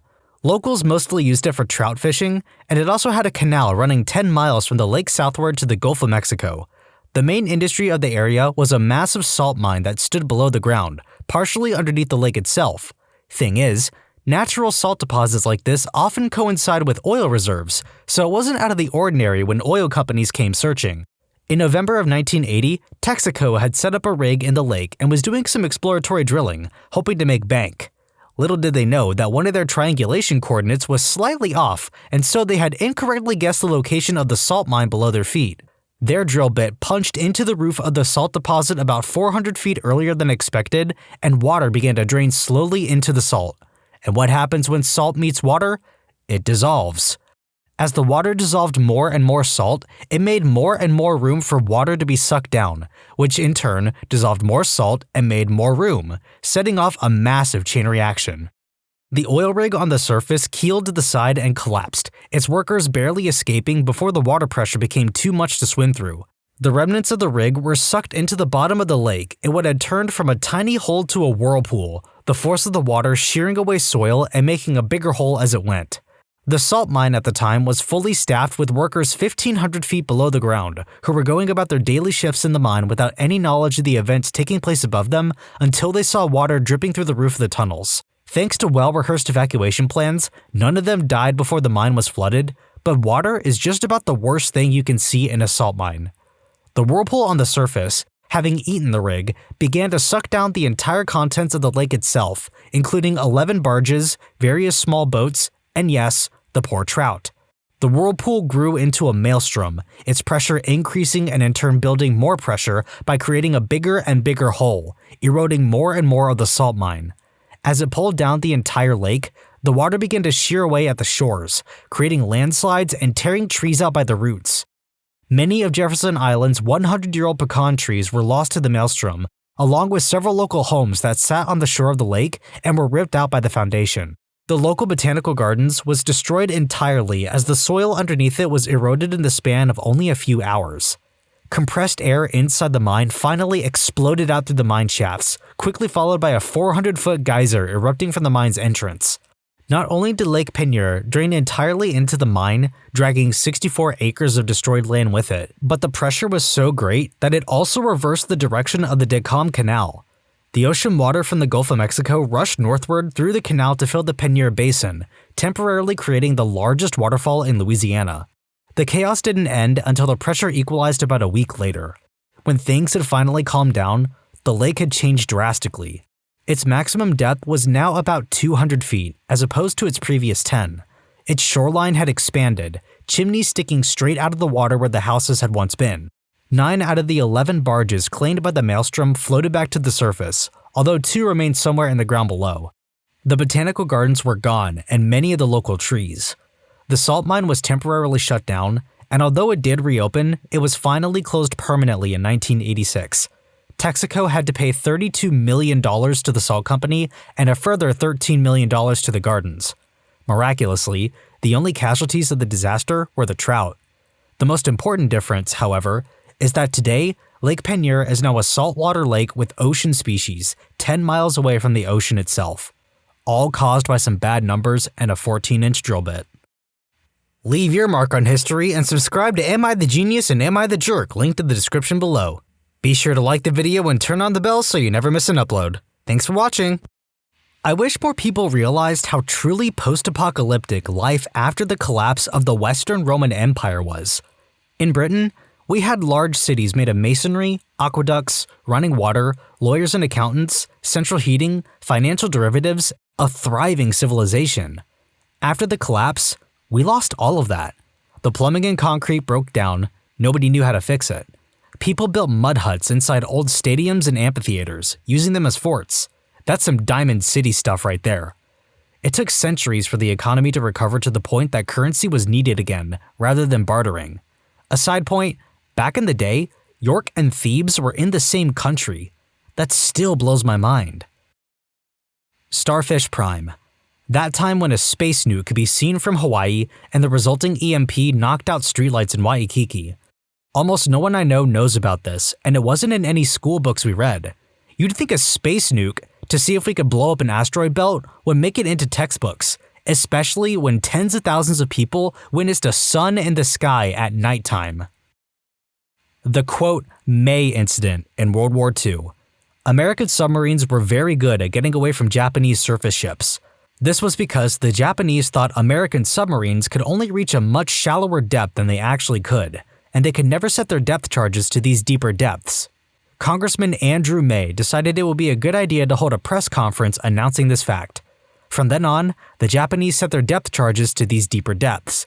Quote, Vice Admiral Charles A. Lockwood, commander of the U.S. submarine fleet in the Pacific, estimated that May's security breach cost the United States Navy as many as 10 submarines and 800 crewmen killed in action.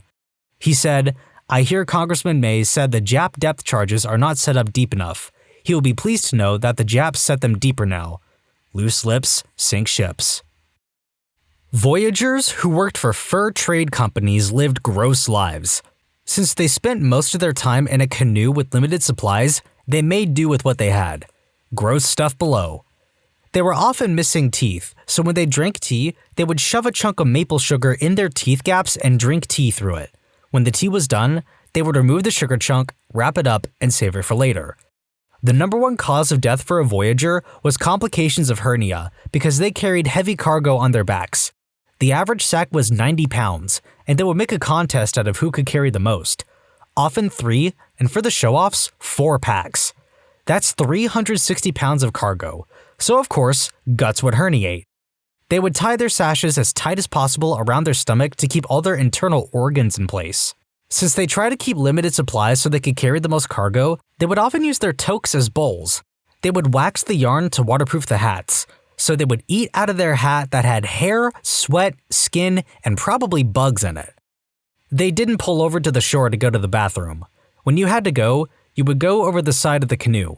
This applies for both number 1s and number 2s. So if you had to poop, you were pooping in front of the rest of your crew. Their hygiene was awful. They often would not bathe or clean themselves up, as it protected their skin from bugs and the sun. When they got close to a rendezvous point, they would somewhat attempt to shave and clean themselves up. They made do with what they had, but learning about them has made me appreciate modern amenities like showers, toilets, and access to health and dental care. Edit, holy crap, I got gold! I know this is cliche, but thank you. Here's some quick fun Voyager facts as a thank you. They paddled about 50 strokes per minute, and the person who could carry a tune and played the fiddle were paid the best. They used music to keep pace and move faster. In Canada, there were 2 main fur trade companies, Hudson Bay Company and Northwest Company. Those 2 companies hated each other and would get in fights all the time. Turf wars were a real thing. They were often under 5'7" because having tall people in the canoe made it difficult, and it was harder work for tall people because it took more effort to swing the paddle down. And lastly, this song, Chevalier de la Table Ronde, translated to Knights of the Round Table, was their jam. It's about when they die, they want to be buried with all the wine and their head under a tap. Gross party animals to the end. It's a bit more recent, but I love the story of Gander. After 9/11, all the planes were grounded. Almost 7,000 people, which was about 66% of the local population, were forced to land in this tiny town of Gander, Newfoundland. The whole town worked together to make sure all the passengers would have everything they needed. The local ice rink was filled with frozen food that people donated. You couldn't find a closed door in town for stranded people to take a shower or just talk. Once the grounding of planes was lifted, those passengers pooled their money together and created a scholarship for the people of Gander to use. This is one of the greatest acts of kindness that I can view in history. To this day, Gander is the only place outside the United States where they have a piece of the World Trade Center. This is the story of the biggest troll who ever lived. In World War II, there was a Spanish spy named Juan Pujol Garcia who approached the Allies to work for them. When they refused, he approached the Nazis, and they accepted him, giving him the code name Arabelle. Once he earned credentials working as a Nazi spy, he approached the Allies again, this time getting a job as a double agent, codenamed Garbo. This is where it gets unbelievable. He fed the Germans a combination of misinformation, true but useless information, and high-value information that always got to the Germans just a little too late. He even started a spy network consisting of 27 sub-agents of his own. Keep in mind that not a single one of these sub-agents existed. They were completely imaginary. But regardless, he submitted expense reports for them and had the Nazis giving him money to pay their salaries. At one point, when he had to explain why some high-value information got to the Germans late, he told them that one of his spies had died. He actually got the Germans to pay the imaginary spy's imaginary wife a very real pension for her loss. Not only did his false information get the Nazis to waste millions of dollars, but he was also instrumental in convincing the Nazis that the attacks on D-Day were just a diversion, and the real attack was yet to come, keeping vital German resources away from the front lines. He is one of the only people to ever get an Iron Cross from the Germans, which required Hitler's personal authorization since he wasn't a soldier, and an MBE from King George VI. The Battle of Attu. It was the only battle of World War II fought on US soil. Attu is an island in the Aleutians. The Japanese invaded it intending to… who the heck knows, it was far too remote to serve as a staging for an invasion of the mainland. The American soldiers who were sent there had originally been slated to go to North Africa. They were sent to the Arctic, in the spring, with gear meant for fighting in the desert. They lost more men to the elements than to the Japanese. I'm a nurse, and a few years ago I had a resident who was in this battle. To his dying day, he was reluctant to talk about it, even 70 years later. What I shared here is all he would tell me. Peter the Great often forced dwarves to get married, and him and his friends would get drunk and attend the wedding. He had a fascination with dwarves, and he once forced someone who had made him angry to marry a dwarf. Edit. Since this post is getting a lot of attention, I thought I'd share that Peter basically had a fraternity, and it was called the all-joking, all-drunken synod of fools and jesters. They would drink and party basically all the time. You can find more about it on Wikipedia. During World War II, the Japanese outfitted special planes, some were designed to be launched from submarines, with enough range to reach the west coast of the United States. The goal was to use incendiary bombs to start wildfires in the forests of the Pacific Northwest. One pilot, Nobuo Fujita, successfully dropped his bombs over the forest near Brookings, Oregon. Fortunately, a storm the night before had dampened the forest, and the fire started by Fujita's bomb was quickly controlled by the Forest Service. 18 years later, in 1962, Fujita returned to Brookings. He brought with him his family's heirloom, a katana that was over 400 years old. Fujita apologized to the townspeople for his actions during the war and revealed that if the townspeople demanded it, he would ceremoniously kill himself, commit seppuku, with the sword to make reparations for his actions. The townspeople would have none of it. Fujita was made an honorary citizen of the town and returned to visit it several times during his life, including one trip to plant trees in the forest he had bombed decades before. After his death in 1997, his daughter returned to Brookings and scattered some of his ashes there. The Fujita family katana is on display in Brookings, after being given to the town by Fujita as a token of friendship. I may not be too much of a history buff, but I really like the story of Leo Major. Leo was a Canadian soldier serving in World War II. He was assigned to the division in charge of liberating the Netherlands. One day in the summer of 1944, he was alone on reconnaissance duty when he saw two German soldiers walking nearby. He killed one and captured the other, then captured their commanding officer and an entire German garrison after killing a couple more. He came under fire from other German soldiers and just kept walking. He single-handedly captured 93 German soldiers. In February of 1945, a truck Leo was in hit a landmine. He broke his back, a few ribs, and both ankles, and was told he would be discharged. Leo couldn't give enough craps, however, and a week later, he snuck out of the field hospital he was in and stayed with the Dutch family. After getting better, he made it back into his battalion and volunteered to do reconnaissance on the city of Zwolle. Once he departed, he decided to take the city himself. He convinced a German soldier to relay a message back to the German army, then through the night ran around the town making all the noise he could. He shot bullets, threw grenades, captured German soldiers, burned down the Gestapo, and cleaned out the SS building in Zwolle. His tactics were so effective, he convinced the German army that the entire Canadian army was invading the town, so by the morning, the town was free of Germans and the Canadian army just marched in. He has a street named after him in that town now. From Wikipedia, he declined the invitation to be decorated because according to him, General Montgomery, who was to give the award, was, quote, incompetent and in no position to be giving out medals. I like the cut of this guy's jib. Diarrhea was so widespread and common in the 19th century that people would develop opium habits because opium makes you constipated. Edit, well that escalated quickly, and for the exact diseases and reasons that people had diarrhea, I can only say that the 19th century was gross and nobody knew proper sanitary practices.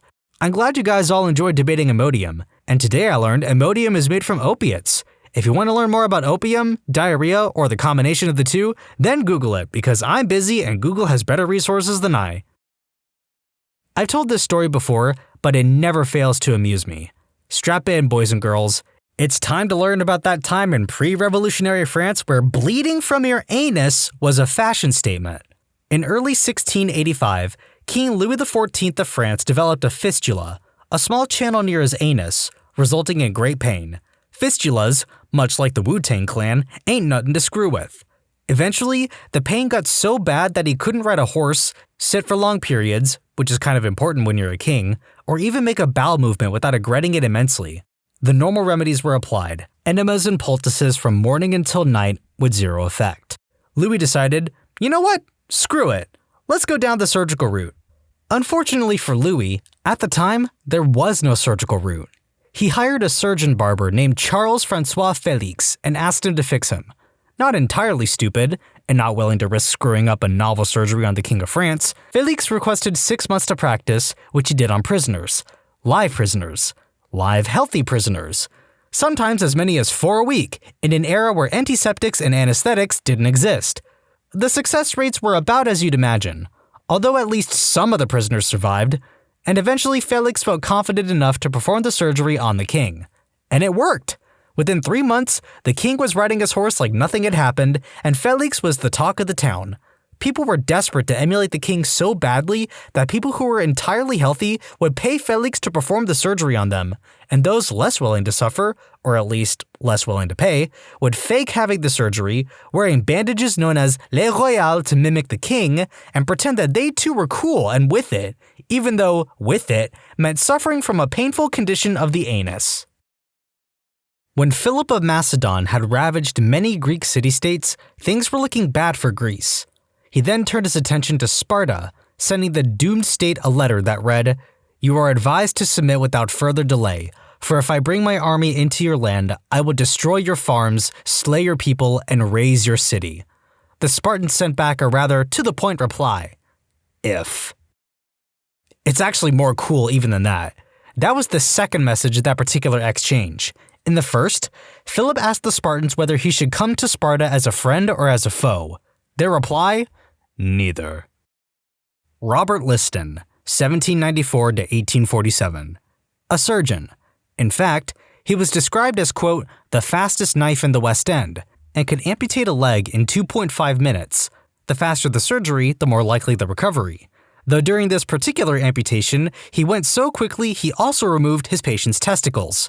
However, he also amputated a man's leg in less than 2.5 minutes, who would later die of gangrene. In his haste, he accidentally cut off his assistant's fingers, who would later die from gangrene, and, apparently, cut through the coattails of a surgical spectator who was so scared he died of fright.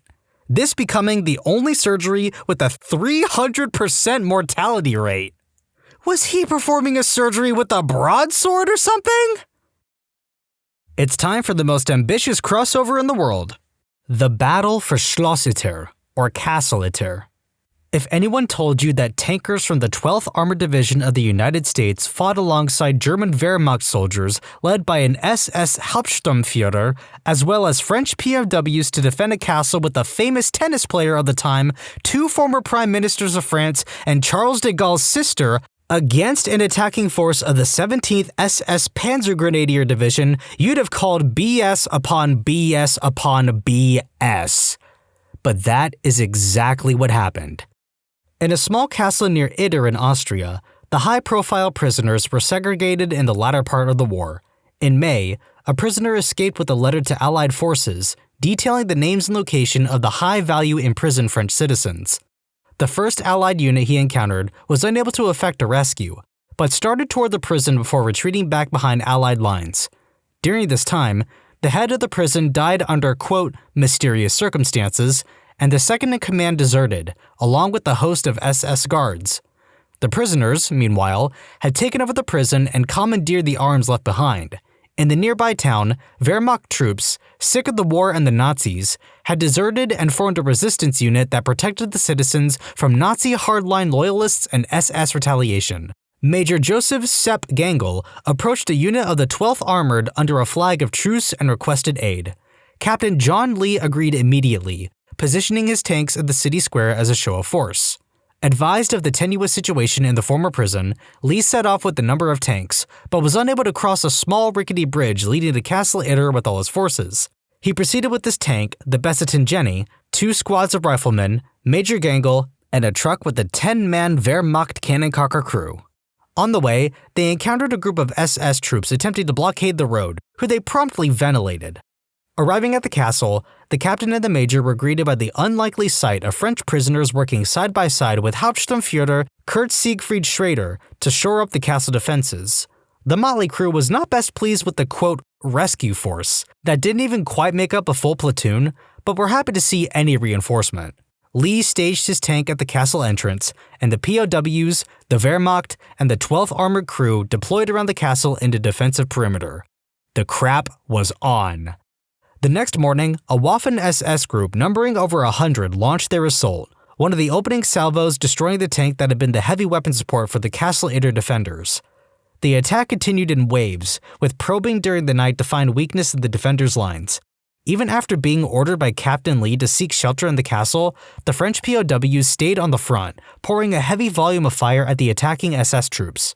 Morning after pillbox, the following day opened bleakly, with sporadic gunfire continuing throughout the night, as well as repeated grenade blasts and 88mm cannon fire.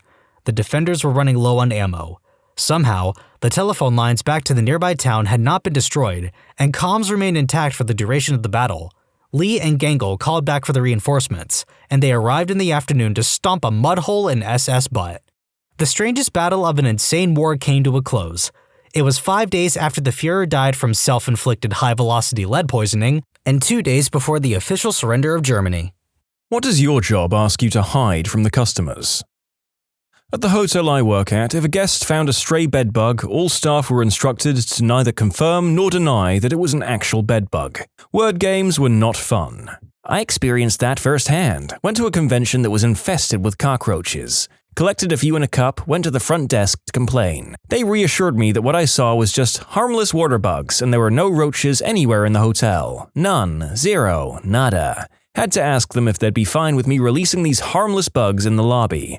And the moment I said that, they froze and realized that there was nothing they could say or do. My last job was a white-labeled help desk. You had to hide the fact that your company existed at all from the customer. You had to pretend that you were from whatever company the customer was using for their IT.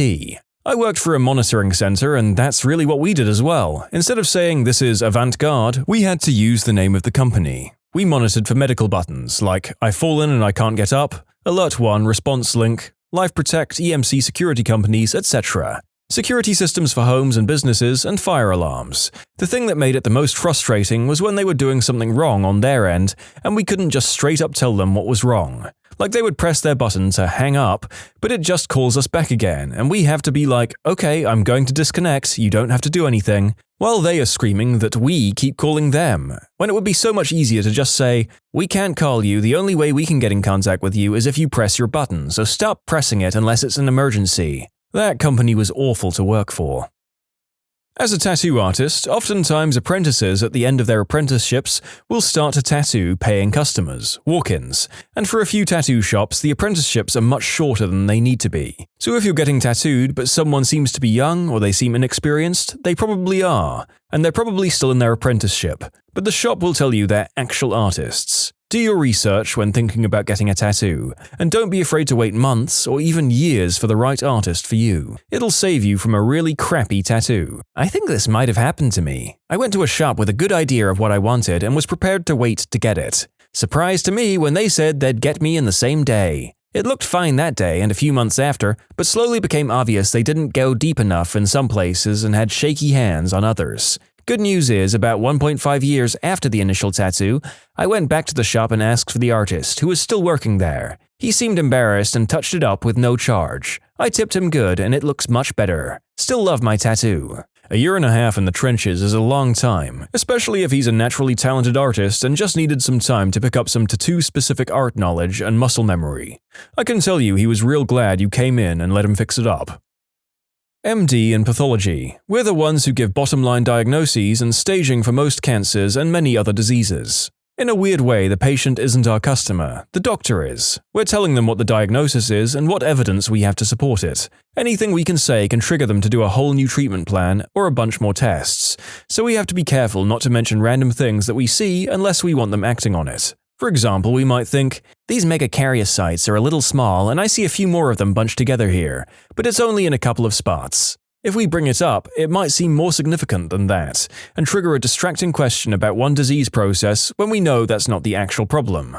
A big part of the training is learning how to communicate the truth without clouding it with more truth. Unfortunately, this often means that the reports are almost unintelligible to the patients, because they're not the intended audience of the report, really. Put that down to a job I would never want to have responsibility for, either breaking people's hearts or giving them so much information that they don't realize they're in danger is pretty grim. No thank you. The restroom. I work at a small privately owned pet store. It's the most trashy store ever, and the bathroom is a room with a toilet, water heater, and buckets. To use it, you have to go through the back room, which is where we keep the rats and stuff. Basically, it's employees only. Well, one lady asked us to use the restroom, we let her, and she stole a turtle that was being soaked in the sink on her way out. We caught her stuffing it in her bra, but she got away. Now if a customer asks if we have a bathroom, I have to say no. You'd be amazed at how good construction workers become at hiding flaws. It's nearly a part of the job description and a large part of why so many construction efforts is put towards cosmetics, beyond the fact that most people just don't want to be looking at a bunch of rough-in work that's functionally the same but aesthetically atrocious. I concur. I was a finisher for some years, painting, staining, so in other words making your brand new piece of crap house that you paid way too much for look nice. Amazing how many homeowners get duped or just plainly have no idea what they're doing or agreeing to. I've worked at 2 fast food restaurants in my life. At each one, the only time that food safety protocol was followed or enforced was the day that the health inspector was coming in to grade us. I should also note that both stores received 100% every time the health inspector came. Obviously, every restaurant is different, it all comes down to management. The stores I worked at were all about getting food out the door as fast as possible, with the smallest number of people working as possible. That leads to cutting corners. Not all restaurants, even fast food, are like that though. My point in posting was that even though they appear clean or have a high score posted on their health inspection, that doesn't mean they're following all of the guidelines set in place for them. How many people are supposedly working on this really important project? Spoilers, it's just me. Client, can we add X? Me? No. Can we have a discussion on this with the whole team? You just did. We sell software and we have a page that has instructions on it for setting up Linux servers. But that's basically all we know about the OS and as much as any of us actually care to learn. If asked, the going policy is that our Linux specialist is out this week, but we'll totally refresh what we know by going over the page with you. Meanwhile, most of us Linux users are thinking, crap, they actually mentioned us. It does feel like the general principle of Linux is, if you can't work it out on your own, you don't deserve it. I recently just started working at a fairly fancy resort and we just finished renovating a floor of the hotel and a lot of the new furniture had Argentine cowhide as the leather for it. We were instructed to tell guests that it was a fake synthetic material just in case. I work at a deli and bakery currently. All of our food is from frozen and they want me to call it fresh, baked in store every day. Dude, it was frozen for 3 months, thawed for an hour and then cooked. It's no better than anything else you get from the freezer section, and in many cases, the freezer section is higher quality stuff.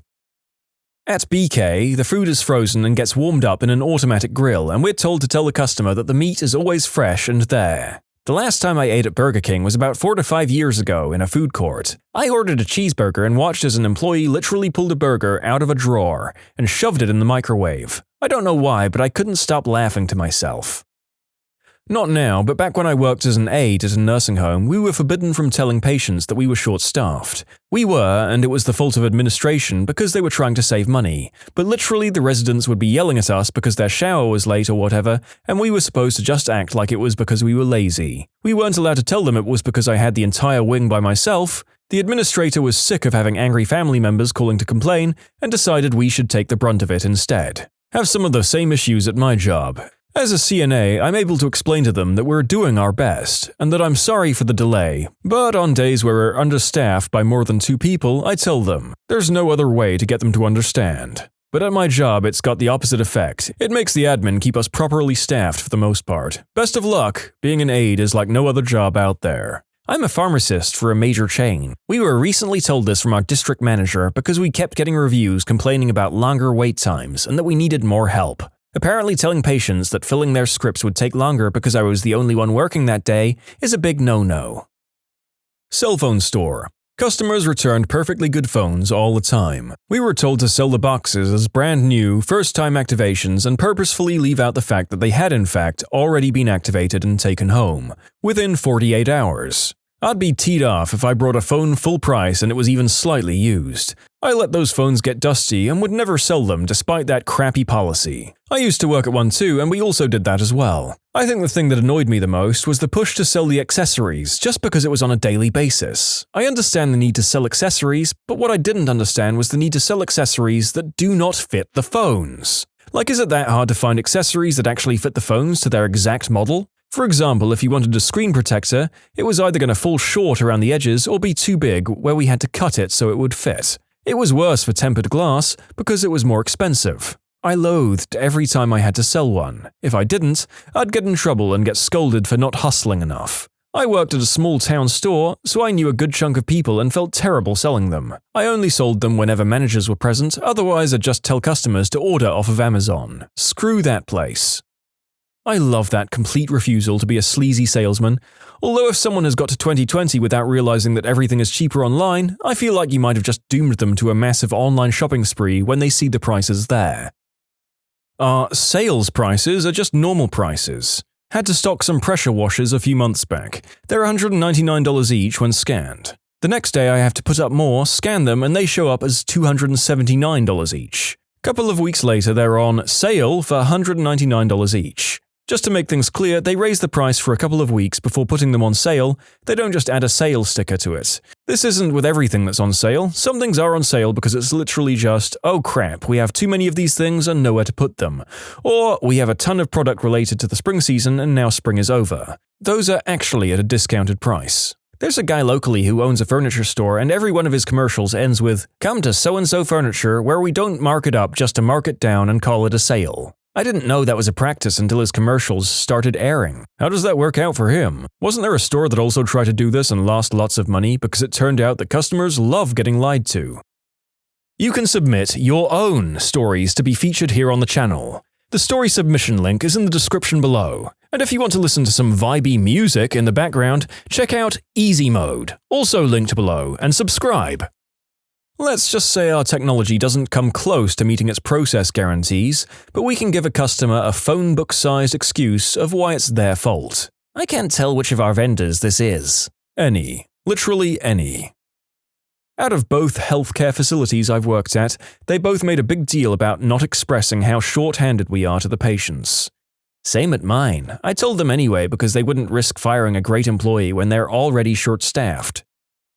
Not in my current job, but when I worked in retail, we had to process waste food off the floor, waste food being fresh items that had been reduced on their use-by date and then wasted or removed from our stock level because the company didn't want customers to see how much food was wasted. It was a lot. We could process damaged items on floor or items that had been taken out of the fridges and dumped elsewhere by customers but not out-of-date or end-of-life products. We did trial giving our waste food to local homeless shelters, but head office stopped it because it wasn't viable, which I took to mean there wasn't any money in it for the head office. So I pushed them and they said that they were worried there might be lawsuits against the company for giving out-of-date food to people. We could accidentally poison someone, etc.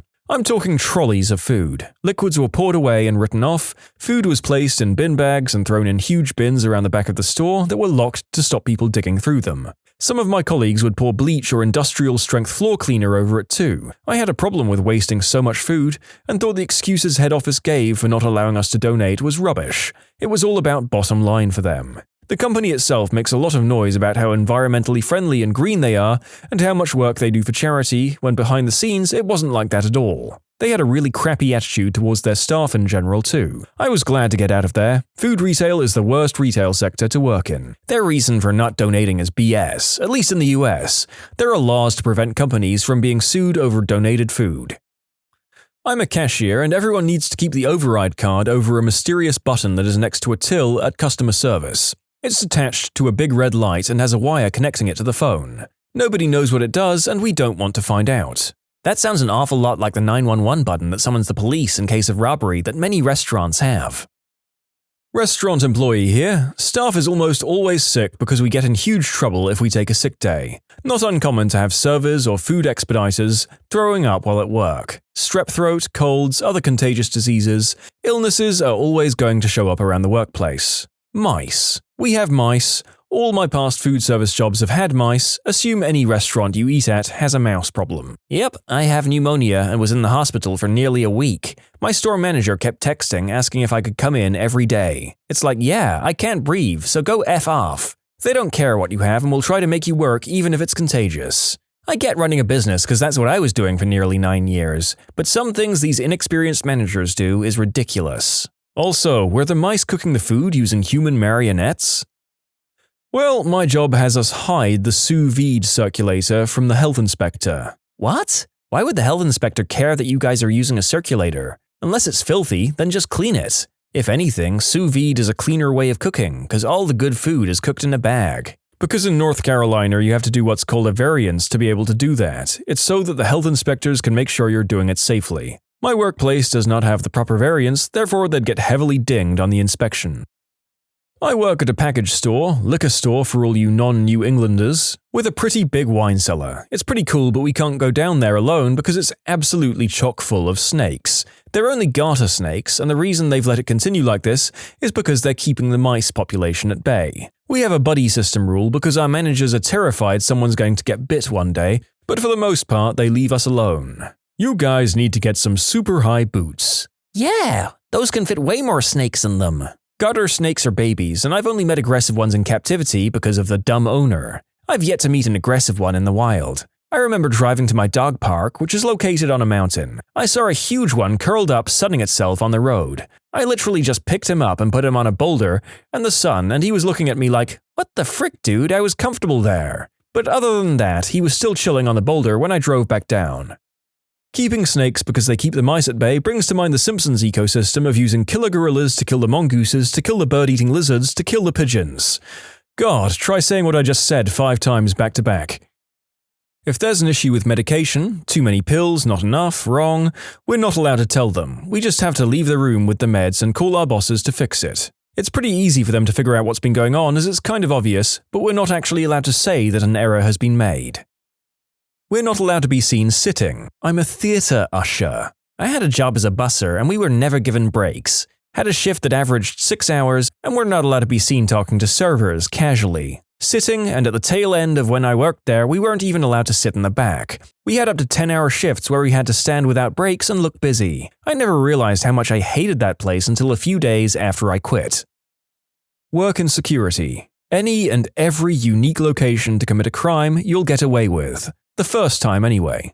We don't get the funds to have real cameras over the entire mall, so we move them to blind spots where we suspect based on following other footage of the crime being committed. Then we wait for your stupid butt to go, "Wow, that was easy and nothing happened," and go for round 2. I've talked with peers in Target, Walmart, almost all over the place, and this is a constant. While there are certain high-risk zones that always have functional cameras aimed at them, if you wander off to an odd corner, odds that you'll get away with it time 1 are really good, provided you dodge the employees at the time too. Oh, and along the same vein, park your stupid frickin' car at a different parking lot if you're robbing. This is how we get you, your license plate. You don't even need a mask or a hoodie. Odds are we'll never figure out who you are if you just straight up walk out with crap and off the property. I had a job which claimed all their dressings were homemade, so we had to go back to fill the couple that were not. Also, they would say that none of the desserts were frozen by keeping the freezer for the desserts, and everything else above the standard temperature for a commercial freezer. Everything. Where do I even start? Really, the only thing I'm allowed to tell the customers is this spiel about the place and where the restroom is. I really wish I could help people more than I can, but management actually trained me to actively hide things from people. Literally, I'm supposed to make the customers' lives harder. If I don't do it to management's approval, they go and hide even more things. Then again, I work in an escape room. They had us in the first half, not gonna lie.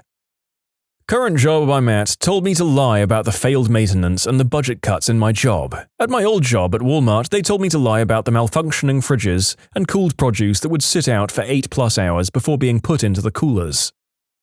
When I worked at McDonald's back when I was at high school, there was a time I accidentally filled up a medium soda cup instead of a small for a drive-thru order. I was about to dump it when my manager takes the medium cup from my hand and poured it into a small cup, and it fit perfectly. The small and medium cups are the same volume, just different shapes. They do that at Applebee's too. If you buy a large beer, you're buying a small in a longer glass. My friends asked why I only ordered the small, and when I showed my friends, the waitstaff had a hard time explaining why they were spending more on what I was getting for half the price. Well, this is kind of weird. So my family owned a small bodega, and across from us was another bodega. We had this ripped up blue chair where the counter was, so my grandma, mum, or me, and my brother could sit in between bagging stuff. Every time this old man, middle-aged man or his wife came in, my mum would slowly lower the chair to the ground so they couldn't see. I was a kid and thought it was a game, so I would help. Didn't realize it was weird until I became a teenager. I asked my mum why, and she was reluctant to tell me that they stole the chair from that old man's bodega from when they fired her before I was born. I find it hilarious. In case you're wondering, the old man, middle-aged man and his wife, the old man's son and daughter-in-law, weren't that petty and came in to buy stuff they didn't have at their store. They were also friends with my grandpa. Your fancy catered event? That's tap water. Bonus if your event is done by a company based in a university because your food is probably the same food that is being served in the cafeteria. I work with artists and bands. On the last tour I couldn't tell fans that the artist just didn't want to meet people at the bus, or if she was or wasn't on the bus. She had a paid-for meet and greet, so if they really wanted to meet her, they should have paid for it rather than wait outside near our home on the road. I think that's reasonable. Whether her meet and greets are paid or not, a lot of venues now have security screening, and that might prevent or discourage anyone with Selena, Dimebag, Daryl, Christina Grimmie, John Lennon type ideas. It's just good sense to meet fans in the most controlled environment available. Reddit, what's the craziest freaking thing you have ever witnessed in real life with your own two eyes? When I was a teenager, I remember being in Indianapolis waiting on a stoplight to turn green when multiple police cars went flying by with their lights on and sirens screaming. They blocked the road off right in front of me with their cruisers, and a few officers jumped out. One officer ran behind a car that was stopped in the mall entrance drive, and once he was behind the vehicle, it immediately reversed and tried to run over the cop. The driver bailed and started to run before turning around and whipping out a gun, at which point the police shot him multiple times right then and there, and he dropped to the ground like a sack of potatoes. Most incredible thing I have ever witnessed in my life, even to this day. What's your story? At a clothing option beach a few years ago, I saw a woman roll onto the beach in a human-sized hamster ball. She took off her shirt and I thought, that woman has remarkably large breast implants. She then took off her pants and I thought, that woman has a remarkably large woohoo! She continued to roll the ball around the beach for about 20 minutes while another woman filmed her before rolling back off the beach. I knew, at that moment, that I would never see anything stranger in my entire life. I still feared that I am in the background of some sort of trans hamster ball fetish adult film. Diving at about 80 feet in Molokini Crater off Maui, I was looking at a reef when felt something smack my tank from behind. I looked up and my dive buddy's eyes were like saucers. The bump was from one of 3 bottlenose dolphins. They circled around us for a few minutes, then darted away. We were just awestruck in 80 feet of water with 30 pounds of gear while these amazing animals had a good time around us. Humbling. Just be glad they had a good time by themselves and not with you because, dolphins are scary. Like, worse than sharks scary. Trust me. One of my friends pulled himself up on top of what looked like a raised concrete platform. Turned out to be a vat of cow poop with a crusted layer on top. He got on top of the outside wall, took one step, and fell through and nearly drowned in liquid cow poop. Vomited everywhere, jumped into a nearby river fully clothed to get it off. I have a couple. 1. Downtown Vancouver. In line for a bar at about 11:30 p.m. Homeless guy walks by me, about 20 feet, drops his pants, and takes the wettest poop I've ever seen right on the sidewalk. 2. High school. Hanging out with a friend in his bedroom. He gets into a fight with his dad. Dad barges into room, and my friend simultaneously shuts the door. On his finger. Finger came off. Now that I think about it, I live a pretty sheltered life. Thanks, Western civilization! My weirdest experience was also in Indianapolis. I was sitting at a light in a convertible, and a truck driver pulls up and shouts, "Hey, y'all want some mayonnaise?" And then picks up a huge 64-ounce plus container of mayo and throws it at me. Thankfully, I caught it. Could have gone horribly awry though. Still to this day, I don't know why this happened. Edit, reoccurring question, not only did I eat the mayo, I was on my way to a cookout, so a lot of people ate it. I saw the 2008 Toronto propane explosion happen from my 19th floor apartment balcony about 5 kilometers away. Seeing the sky go orange and feeling heat hit you like a truck from several kilometers away freaked me out. I wondered if it was a terrorist attack and who Canada could have ticked off. I was on vacation with my family in San Francisco. 2 homeless men got into a shouting match. One yelled, "Chew on this!" rushed a flock of pigeons, grabbed one in his hands, and hurled it at the other homeless man. The other man caught the pigeon in one hand, he had a trumpet in the other, and yelled back, "Respect all God's creatures!" and tossed it into the air. The pigeon flew away, and the man resumed playing his trumpet. Time for a gross medical story. I worked in the ER for almost 2 years. I was a scribe. This meant I followed around the doctors and took notes for them. Before seeing a patient, we would get a vague idea of why the person was in the ER by reading their chief complaint. We'd also either read the nurse's note or talk with the nurse who checked them in. We were going to see a patient with the chief complaint of, quote, skin rash, generally a pretty benign complaint. As we headed over to the room, we were stopped by the nurse who checked them in. "You're going to need a mask," she said. "What's going on?" the doctor asked. It's difficult to describe. You'll see it when you get in there. But the smell is pretty bad. You should wear a mask." She was silent for a moment. I worked in the ER for 30 years. I've never seen anything like that. We put on some masks and entered the patient's room. The stench was pretty bad, even with the masks on. The patient was an older woman. "What brings you in today?" the physician asked. "Well, I've got something going on under my left breast," the woman stated. "Okay, why don't we take a look at it?" The doctor moved the woman's gown aside to look at her breast. The woman pointed to under the breast. The doctor asked her to lift her breast. This is where the craziest thing I've ever seen comes in. As she lifted the breast, I realized something was not right. She kept lifting it, further than you really should be able to. Instead of normal pink flesh under the breast, I saw a decaying gray mess with a tinge of green, and then a rib. And then I realized I was essentially looking into this woman's chest. As she lifted the breast, it was like the hinge opening a door into her insides. Not much was identifiable, but the doctor did point out a huge mass that was essentially coming out from the breast. The doctor explained to me after we left the room that this woman had extremely late-stage breast cancer. The cancer had become so large it had started invading the chest wall, breaking down skin, muscle, anything that came in the way. That was why her skin had broken down under the breast. She also most likely had local fungal and bacterial infections in the decaying tissue, which was where most of the smell came from. Ugh, it was the craziest thing I've ever seen. Apparently, the woman was not a huge fan of doctors and just avoided coming in for about a year. She hid it from her family. I just cannot imagine living with that. And that's my story.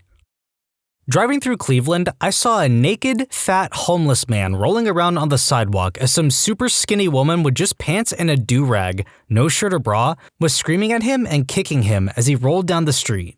Na na na na na na na na na katamari damashi. I was in New York City for a meeting with a coworker in June of this past year. Since it was an amazing day out, we decided to have our meeting out in one of the local parks since it was an informal meeting and both of us wanted to enjoy the weather. After spending the morning going through our business, we both decided on lunch. Before we left, I needed to find a restroom. There was a public restroom in this park. It was well maintained and clean, but really busy. Since all the urinals were taken up, I stepped into a stall and did my business. As I am leaving the stall, I am careful to not swing the door open quickly since there were quite a few people in the restroom. Since I am stepping out slowly, I happen to notice a guy walk in wearing an apron for one of the local coffee places nearby. He walks up to a single urinal, not a trough, a single urinal that is already occupied by someone, squeezes in next to the guy, and ends up peeing on the other guy's hands. It happened so quickly that the original urinator had no idea what was happening. He backed away from the urinal, staring at his hands, screaming, "What the frick? What the frick?" The guy with the coffee apron never stopped peeing, and just said over and over, "Sorry, man." The guy who got peed on threw a punch in the crowded bathroom, and the coffee apron guy still never stopped peeing. I decided I did not want to be in that bathroom any longer and quickly snuck out. TLDR, you are never supposed to share a single urinal with another dude. Legend says that he's still peeing to this day. Man, I gotta say that the weirdest thing that I've ever seen in my life has to be somebody who isn't subscribed to Am I the Genius and Am I the Jerk, linked in the description below. Leave a like if you enjoyed the video, and thanks for watching. I've seen a lot of weird things in my current job. This morning, a guy walked in with a snake around his neck explaining that people called him, quote, Rhinestone Terry because his woohoo had bumps on it when he got erect. There was an Asian guy that fixed cars behind our shop. He only worked on other Asians' cars in our area. On our DVR, we had tons of videos of his customers peeing or taking a dump in the parking lot. Also had video of his wife scooping dog poop on our back door. I genuinely don't know what it is with all the poop in this episode, I'm sorry. One time there was a transvestite that came in here and walked straight to the front corner of our store. He dropped his pants and started jerking off while looking at us. My boss got a piece of conduit and poked him until he left. We used to fly a big balloon, kind of like what you see at car dealerships. It was an attempt to get attention and increase business. One day I was outside and had just finished filling up the balloon. I tied it off and was starting to walk back inside when a woman asked me, "How did you get that balloon up there? Helicopter?" There used to be an emergency vet next door. They were only open at night when the other vets were closed. A woman showed up in the middle of the day and shoved a truck bed full of animal organs out on their front door. Her reason was that they might need the, quote, parts. I saw two homeless guys get into a fight about 8 years ago when I first started this job. One of them pushed the other one out in front of a car passing by and killed him. He threw up his arms and screamed, "There can only be one!" My friend told me it wasn't a Highlander fight because it wasn't in a warehouse. Over the years, I've seen a lot of people crap themselves in my store. Just last week, an old man needed to use the bathroom. Before he got to the bathroom, he pulled his pants off in the store in front of people. I had to carry a computer out to this fat woman's car. When we got to the car, I put the machine in the back seat next to a kid that was eating Wendy's chili. She started crying and said that she had crapped herself. She then looked at her child and said, "It's in my coochie." He then threw up all over the back seat. I watched a guy stand about 200 feet away from our front door on the sidewalk and talk to no one. He then came in with a gun and wanted to know why we wouldn't show him any respect by talking back to him. I had a customer off themselves in a parking lot because he couldn't play World of Warcraft on a 15-year-old laptop. This was after he threw the laptop at me and I chased him out with a hammer. I saw a guy lay on his back and pee into the air while waiting for his ride across the street in a parking lot. I could go on forever with these. Take a hike to Big Bill Hills, home of challenge peeing. My mom took me to get my hair cut at a salon when I was a 13-year-old boy. I usually get my hair cut at the barber, but we didn't have the time. So, this petite gay guy is talking nice and cutting my hair. Next to me is this 14-year-old chick looking kinda cute. She has two huge gay guys cutting her hair. I'm 6'2" and 240 pounds, and I was about that size when I was 13. These two guys were lisping and snipping at her long blonde hair with their tight black shirts and huge arms. 10 minutes into her haircut, the guys cutting her hair start barking at each other that the other was cutting her hair wrong. These two huge gay guys start throwing fists and connecting with on each other's face. One stabs the other with a scissor in the arm. Blood is everywhere. The petite gay guy cutting my hair gets between me and the brawl, gets some blood on him, and gets hit in the face.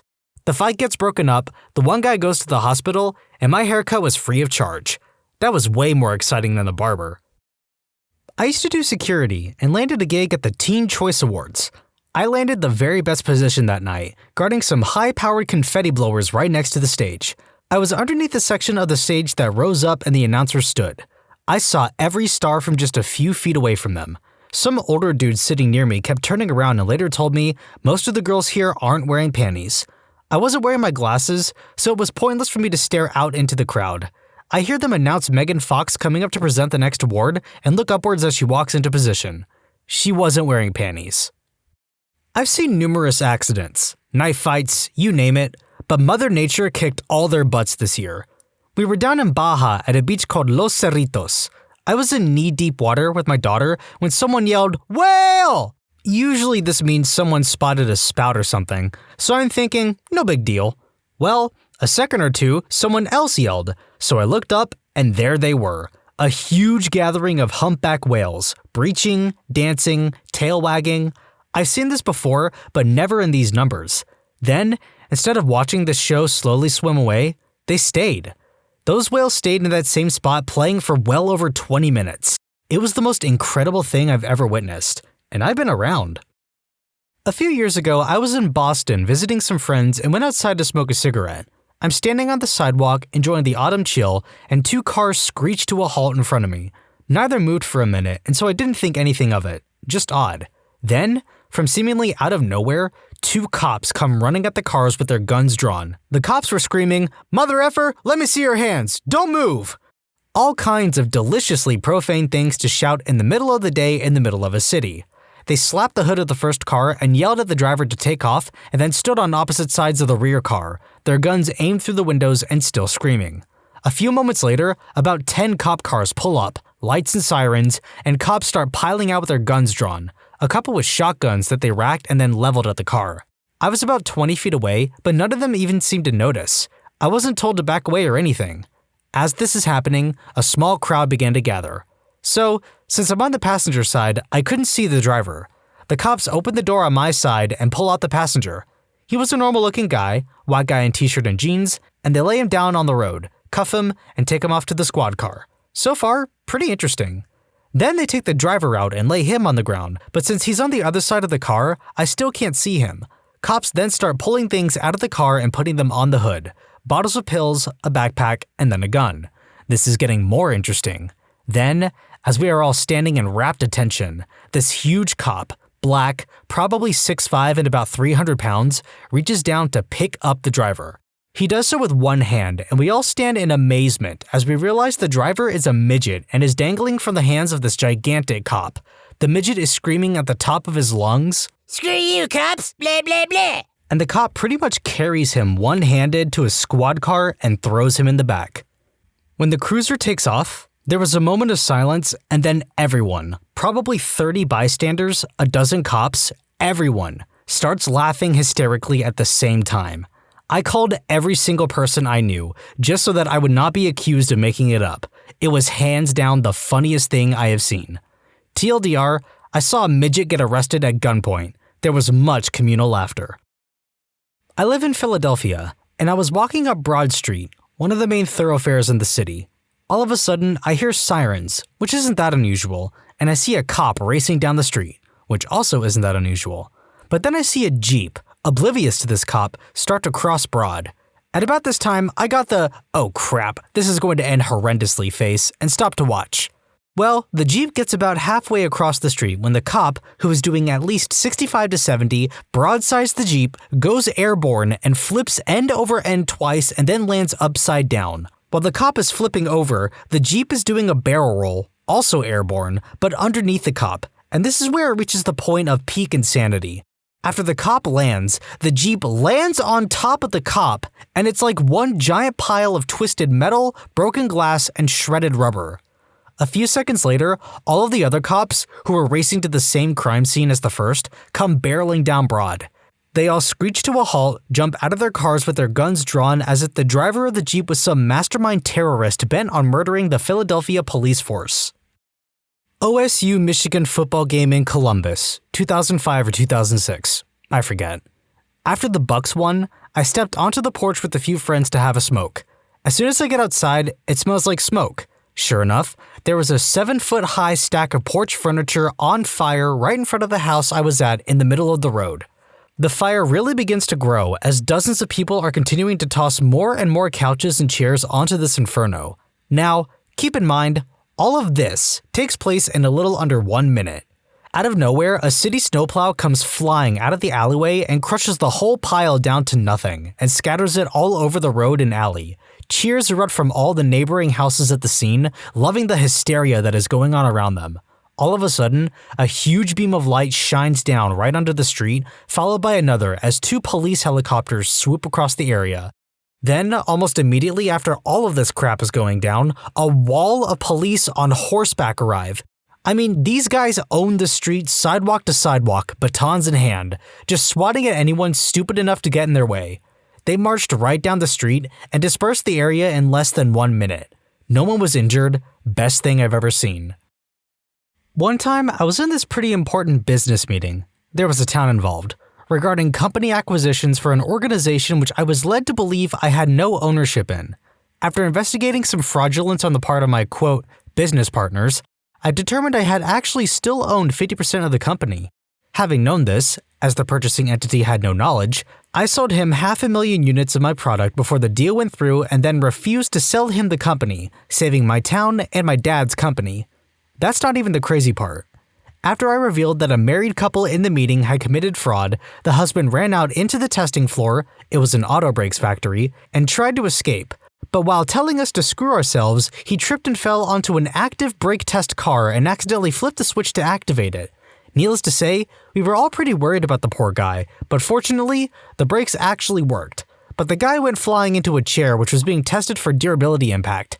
One of these giant punching bag-like weights landed directly on his balls, ensuring he would never be able to reproduce again.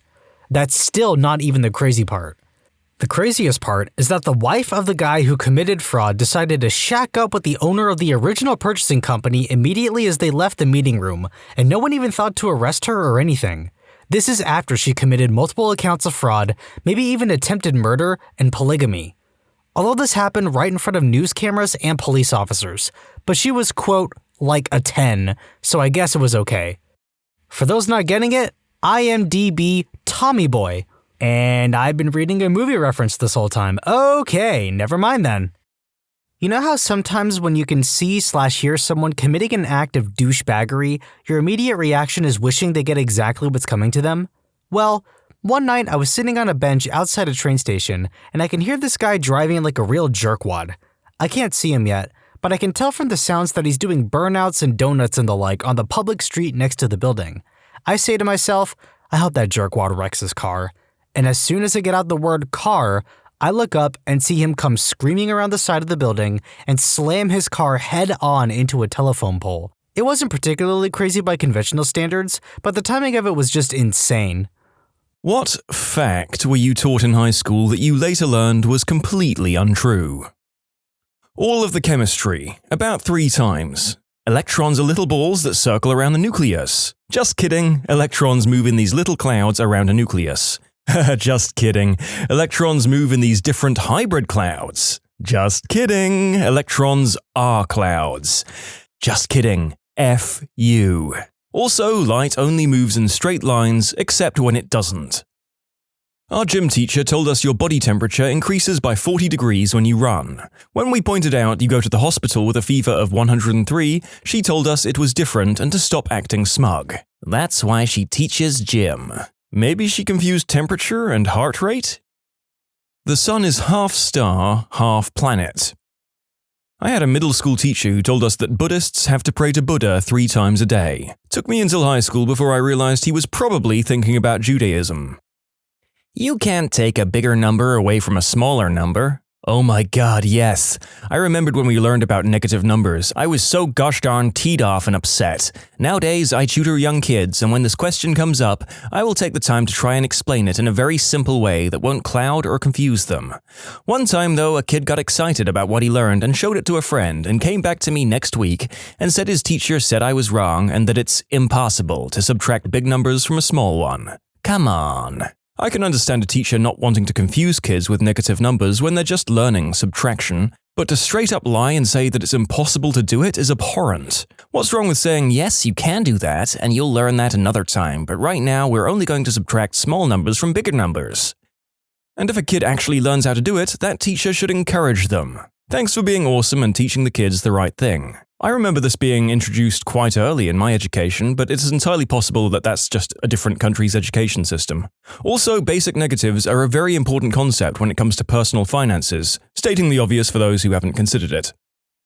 In Of Mice and Men, Curly wore a leather glove filled with Vaseline. Our teacher told us it was so he could beat his wife with a softer hand.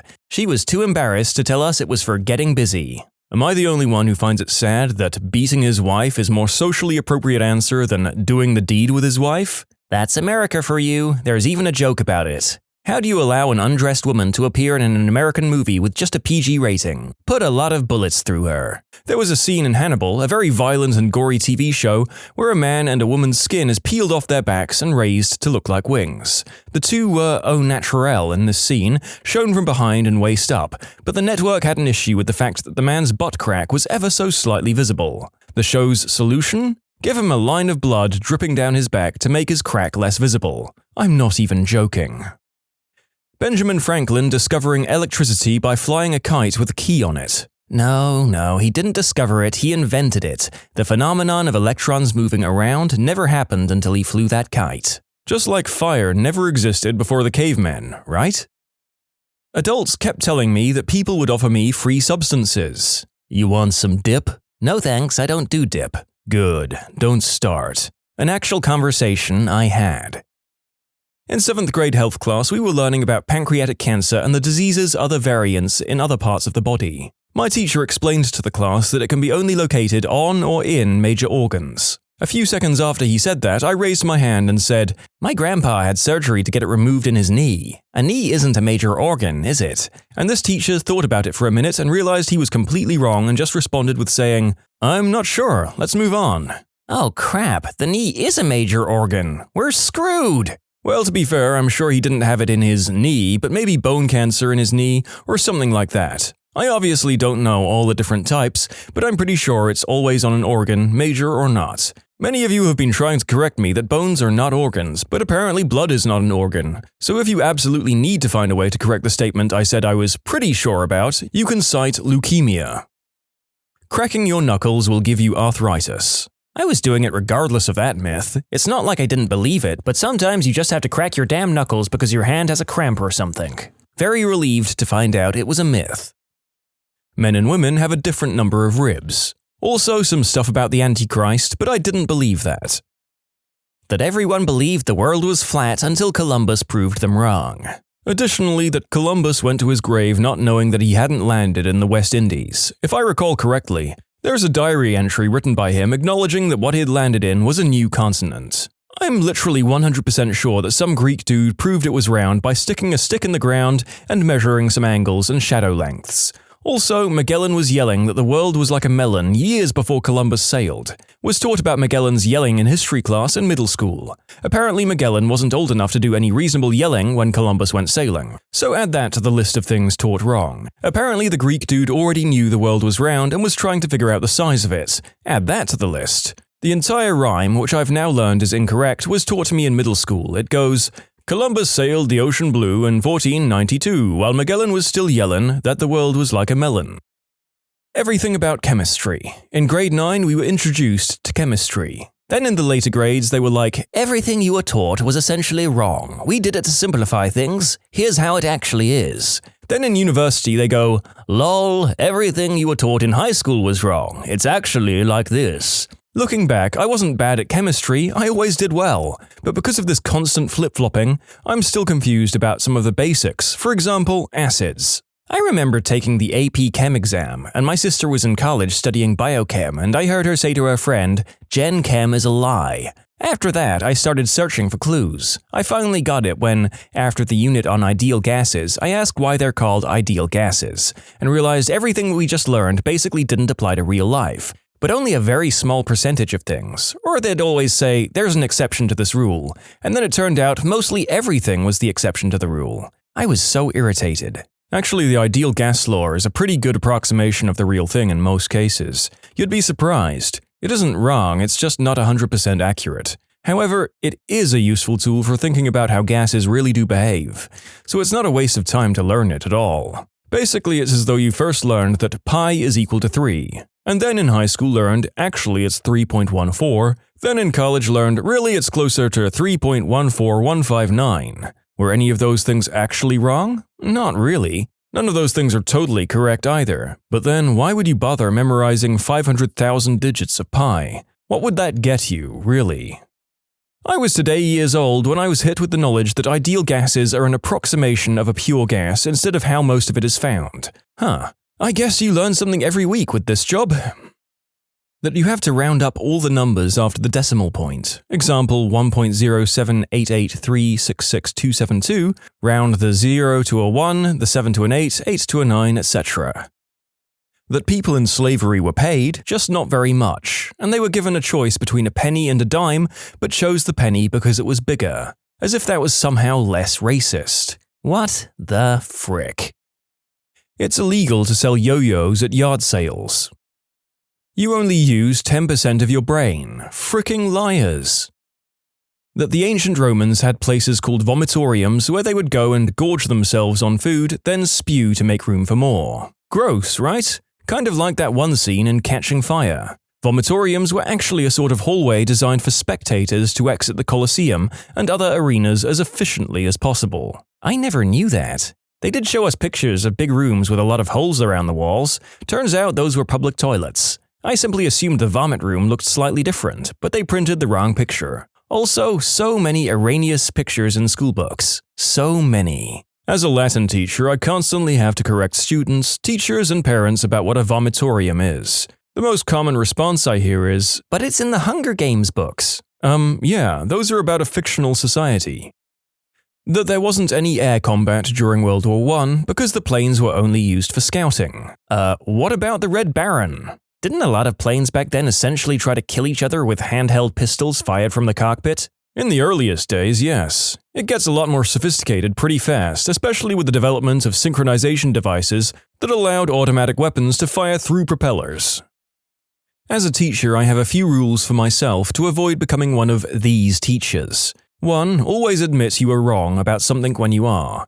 It's important for kids to know you're fallible, like everyone else on the planet, and that it's okay to be wrong about stuff every once in a while. 2. Use discussion paired with internet searches to try and find what the correct answer actually is. I teach 2nd grade, so we don't exactly have to go to Google Scholar, but we definitely go over the importance of checking over multiple sources and not believing everything we read on the internet. 3. Teach kids that it's okay not to know something or have a misconception about something.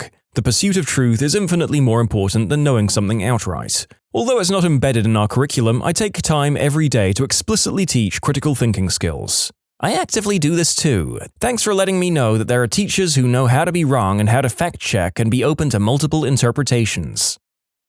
You can submit your own stories to be featured here on the channel. The story submission link is in the description below. And if you want to listen to some vibey music in the background, check out easymode, also linked below, and subscribe. George Washington cut down a cherry tree. Also not exactly untrue, but I have no idea why we need to practice recorders. I think recorders are probably the simplest, cheapest wind instrument, and teaching music is healthy, exercising a kid's brain in a different artistic way. Usually this is taught in the 4th or 5th grade, so by middle school they can choose a complicated, specialized instrument and join band or orchestra. That I wouldn't be paid to stare out the window all day. I'm a pilot. My 7th grade health teacher, "Black people can't swim. Their bones are much denser than ours. I've seen black kids jump into the pool. They just sink like rocks." Imagine my surprise when moving away from Union, Indiana. Oh my god, when was this if you don't mind me asking? My health teacher in the 7th grade told us all Native Americans have high cheekbones. If someone has high cheekbones, they're native, like Michael Jackson. Where in the frick are these 7th grade teachers being educated? Is anyone else a bit nervous there's a Klan university that we don't know about? Blood is blue when it's inside your body. When I was in 6th grade, the smartest kid in the class told us this. The kid was legit smart in math and was many years ahead of us. I disagreed. Everyone else agreed with the smart guy, even the teacher. I asked how come when doctors draw blood, it's red. He said because there's oxygen in the needle and that it turns the blood red. Fair enough. I then asked how would anyone know it was blue. He said something about vacuums. At that point, the class lost focus. I lost, he won. He is wrong though, and I'm vindicated. While silly Americans spent millions building a zero-gravity pen that could write in space, the Russians used pencils. Actually, NASA programs previously used pencils, but because of the substantial dangers that broken pencil tips and graphite dust posed to electronics in zero gravity, the flammable nature of wood present in pencils, and the inadequate quality documentation produced by non-permanent or smeared record keeping, a better solution was needed. Russian cosmonauts used pencils and grease pencils on plastic slates until also adopting a space pen in 1969, with a purchase of 100 units for use on all future missions. NASA never approached Paul Fisher, the inventor, to develop a pen, nor did Fisher receive any government funding for the pen's development. Fisher invented it independently and then, in 1965, asked NASA to try it. After extensive testing, NASA decided to use the pens in future Apollo missions. I was always fed this one, with varying degrees of smugness about how stupid Americans were, by my science teachers no less. Turns out the Americans were making a calculated decision to not get graphite in their instruments. that there were different sections of the tongue for salty, sweet, sour, and bitter taste buds. I remember testing this myself once. I took some piece of candy and stuck it on a sweet zone, then on some other zone and thought it tasted exactly the same. Even as a kid, I wasn't sure about the legitimacy of this claim. We did this during Girl Scouts. Everyone was like, wow, it works. And I'm sitting there like, sure. This was a very popular science experiment in schools and youth groups, probably repeated millions of times and demonstrated the conclusion even though it was absolutely bogus and in fact completely untrue. It should be a warning about the power of assumptions and a reminder of the effort required by scientists who actually do meaningful experiments and get valid results. It isn't easy. Because teachers convinced us that you couldn't begin a sentence with because, I believed it to be true. And they told you not to start a sentence with a conjunction, and that hell would make a special room for you should you decide a proposition would be a good word to end on. Ending a sentence with a proposition is something up with which I will not put. Winston Churchill. Back in 7th grade life class, my female teacher and mother of 3 told us that girls cannot have a climax. Looking back, I honestly feel bad for the woman. How can you go through life and have 3 children of your own without ever knowing that you could have a climax? 1. Future employers will see how many detentions you've had during school. 2. There are 52 states in the USA. This was a mistake in a textbook, so this was taught to a whole generation of Austrians, probably also Germans. 3. In a geography class, a student asked why the north of Ireland was a part of the UK. The professor replied, because Ireland gave it to the British. Coming from a very patriotic Irish family, this was a shock to say the least. 4. High school students told me how professors in college and university don't help you with anything and you're completely on your own. After explaining difficulty I had with one of my papers to my professor, he gave me the names of about 5 to 6 authors he knows who write on the subject and essentially gave me half my research. Another time, a professor actually loaned me a copy of the book the library was out of, so I could photocopy a chapter I needed for my final paper. Most of my professors would answer questions over email or after class too. In most cases, professors help more than high school teachers. I knew it at the time, but my science teacher in the 8th grade taught that the Big Bang Theory was the idea that the moon was formed by a collision between Earth and a Mars-sized asteroid. I told her this was not the case, and her excuse was that it was simplified so that everyone could understand it better. To be clear, I know that that is how the moon was formed, but the teacher was trying to say this was the Big Bang, like the beginning of the universe, even wording it as such. Yes, the Moon and the modern Earth were formed by a massive impact between proto-Earth and another object called Theia. This is, however, not the Big Bang Theory and was not the beginning of the universe. First year in college, the year was 2000.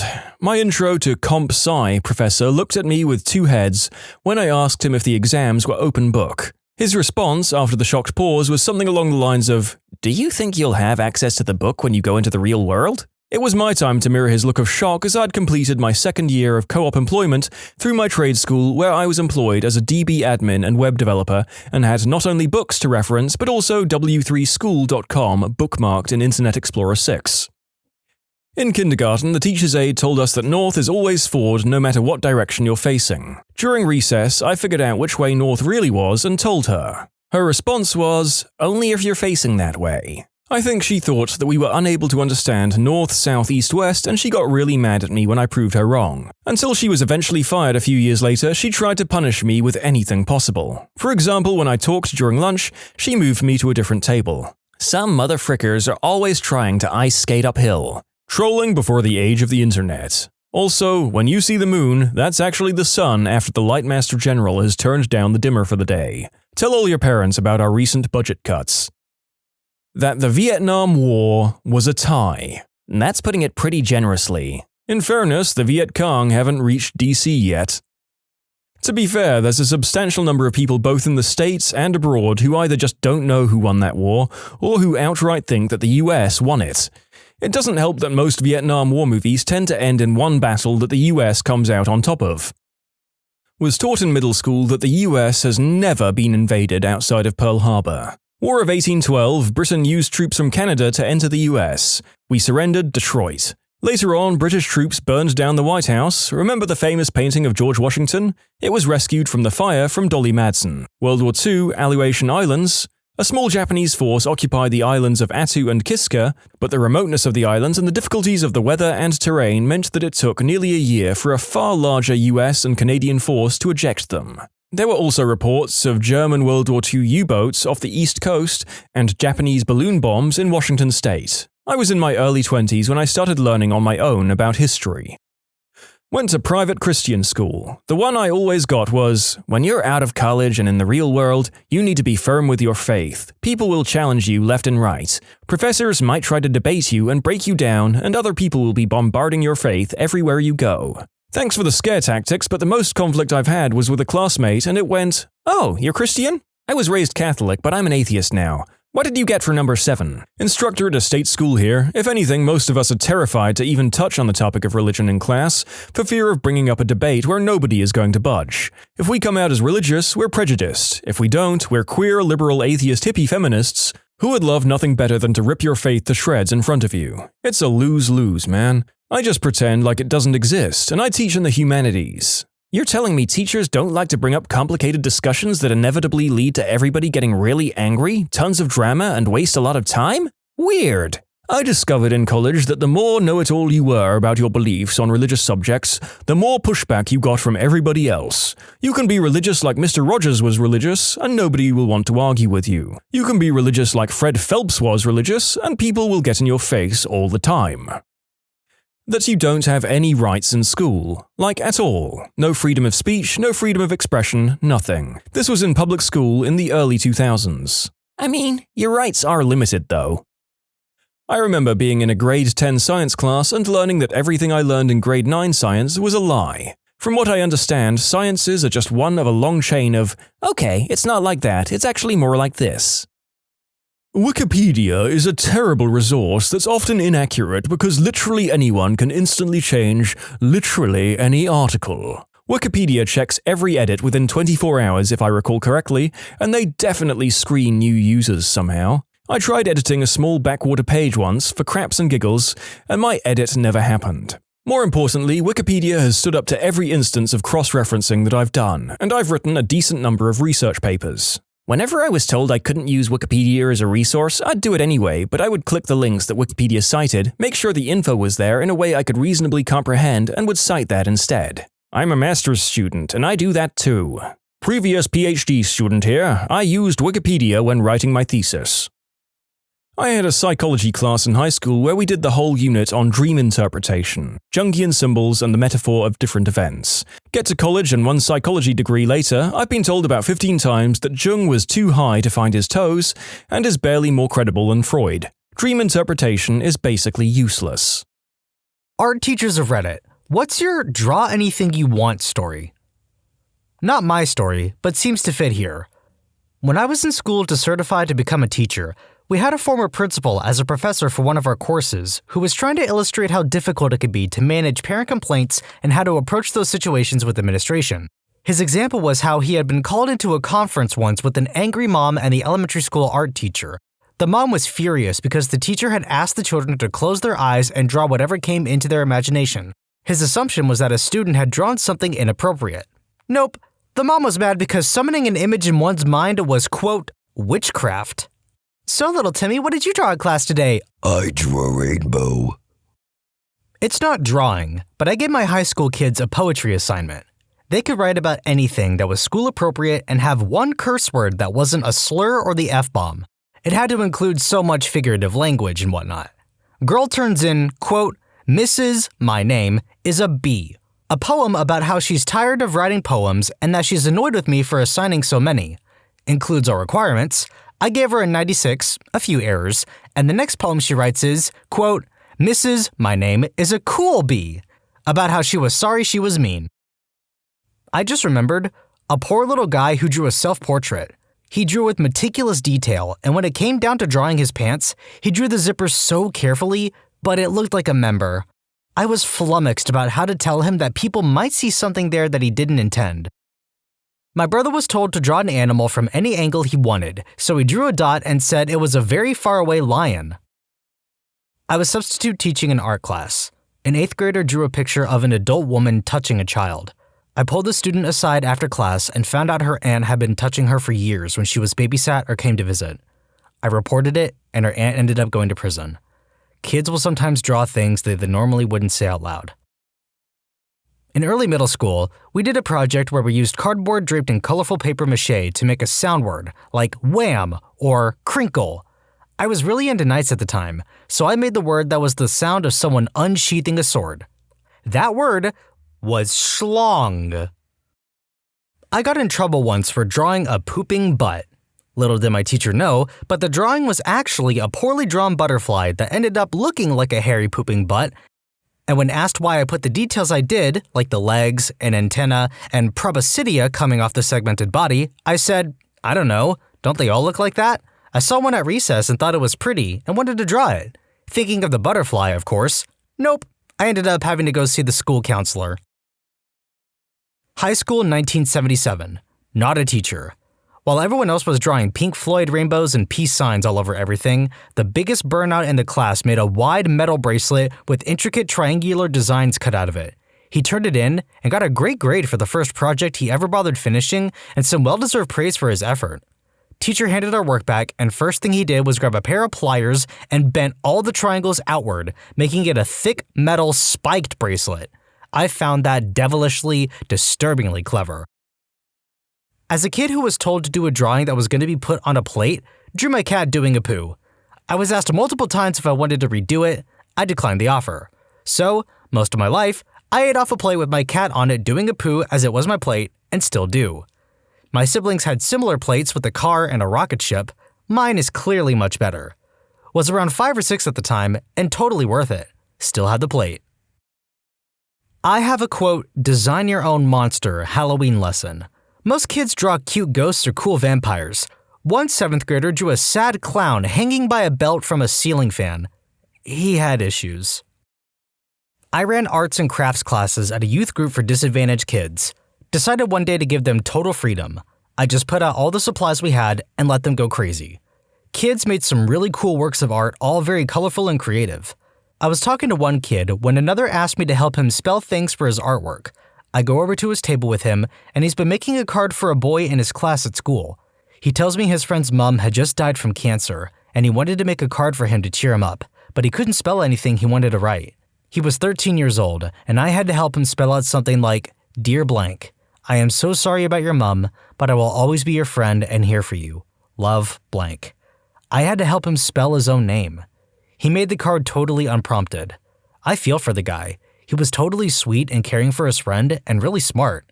He just not got the help he needed. Went home after and had a little sob. Edit. Hey guys, thanks for the rewards. I really appreciate all the lovely things you've been saying. I'd just like to say that I really didn't do anything special here. I only helped him spell out a card. I wish I could have done more, but I was fresh out of high school and was only volunteering. I actually had been in one of the other youth groups they ran and been asked to volunteer in this one as they needed more hands. I left shortly after this for university. I reported the incident to my supervisor, and she assured me he was getting the care and help he needed, but they could not tell me more for security reasons. He was the real hero here. I hope he and his friend are doing okay. Thanks again. One kid had to have a meeting with the principal, her parents, and the art teacher because the art teacher decided that because this 2nd grade girl only drew people without hands, the little girl felt powerless. All these adults question this child about the meaning of her drawings. She tells them, hands are too hard to draw. Sometimes, only children can understand adult problems. And this is one of them. Why do we have so many fingers? Former student here. We were supposed to do a bit of abstract artwork for a course assignment. My work was a framed square cutout from an old t-shirt I had previously used to help restain an old table. Not only did I get an A on the assignment, but I entered it into a silent auction later that semester, and someone bought it. When I was in the 7th grade, our art teacher had us do whatever we wanted to be entered in the school art fair. I was really lazy and just decided to use every color of pastel that was available to draw a rainbow of sorts on a piece of construction paper. Then, I tore it all into pieces and glued them all together again randomly. I called the piece Life, and argued that it was supposed to represent the chaos and uncertainty that is life. It ended up winning first place in my grades part of the art fair, and I ended up getting a cool art set, but really it was just me being lazy and feeding some BS about a deeper meaning. Reminder from your friendly neighborhood Reddit narrator that it's always a good idea to subscribe and like the video. Hit the bell to turn on notifications, and remember to subscribe to AmITheA too, linked in the description below. As always, thanks for watching! Parent here, not an art teacher. In kindergarten, my son came home with a packet of finished assignments he got back from the teacher. One was a paper having them draw a body part with the prompt, "Here are my." Example given was feet. What did my kid draw? Butt cheeks.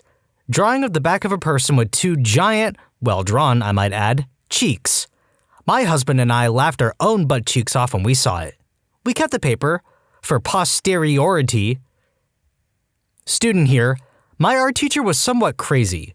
She let us draw anything we want, and to get 100%, all you had to do was tell her it, quote, had a deep connection to the earth or some other nonsense. I drew a jellyfish and told her it represented wisdom because it was immortal. When I was in 2nd grade, our teacher told us to doodle on the back of a quiz if we finished early. I decided to draw a house high in the sky with a long staircase leading to it. To emphasize its height, I drew clouds, but it needed more. I decided to add in an airplane. Later, my teacher called me to her desk, and I got in trouble because the plane looked like it was heading towards the house, and this was right after 9/11 happened. Still have no idea what I was thinking. When I was in high school, part of the final exam/assessments in art class involved picking an object of your choice based on a written passage and painting it as best as you can. My art teacher told us about one kid who chose a book as his object. He turned up with an art book with a professional still life painting on the cover and proceeded to recreate the painting stroke by stroke. If I recall correctly, there were phone calls made to his parents and to the Board of Education over it, but the kid got away with it in the end. I assume there were some changes to the rules after that. Edit. Since this is now my top comment, here's a bonus story about the same assessment. When the time for my own assessment came around, the object I chose to paint from the written passage was a skull. The next day, the teacher made his way around the class, asking students individually about their chosen objects. The art teacher was quite elderly, and he was quite a reserved and somewhat mysterious fellow. He had also taken a shine to me as I was pretty good at art and more enthusiastic than the others. He makes his way around to me and I tell him I want to paint a skull. "And where do you plan on finding one?" he asks. I told him I had seen one of those plastic replica skeletons in the biology lab, and I was going to ask about borrowing the skull. He blew off that idea as if it were complete nonsense. He paused for a moment and then said a little more quietly, "I can get you a skull." Okay, I replied, not knowing what he was getting at really. The guy goes off into his little storeroom, rummages for a couple minutes, and comes back with a real human skull in his hand. I politely asked him how he came by a real human skull. He turned his gaze away pensively and said, "An old friend gave it to me," and left it at that. Not a teacher, but when I was in 7th grade, I drew a picture in my art class sketchbook of Barney and Elmo smoking pot and drinking booze, drawn with colored pencils and all.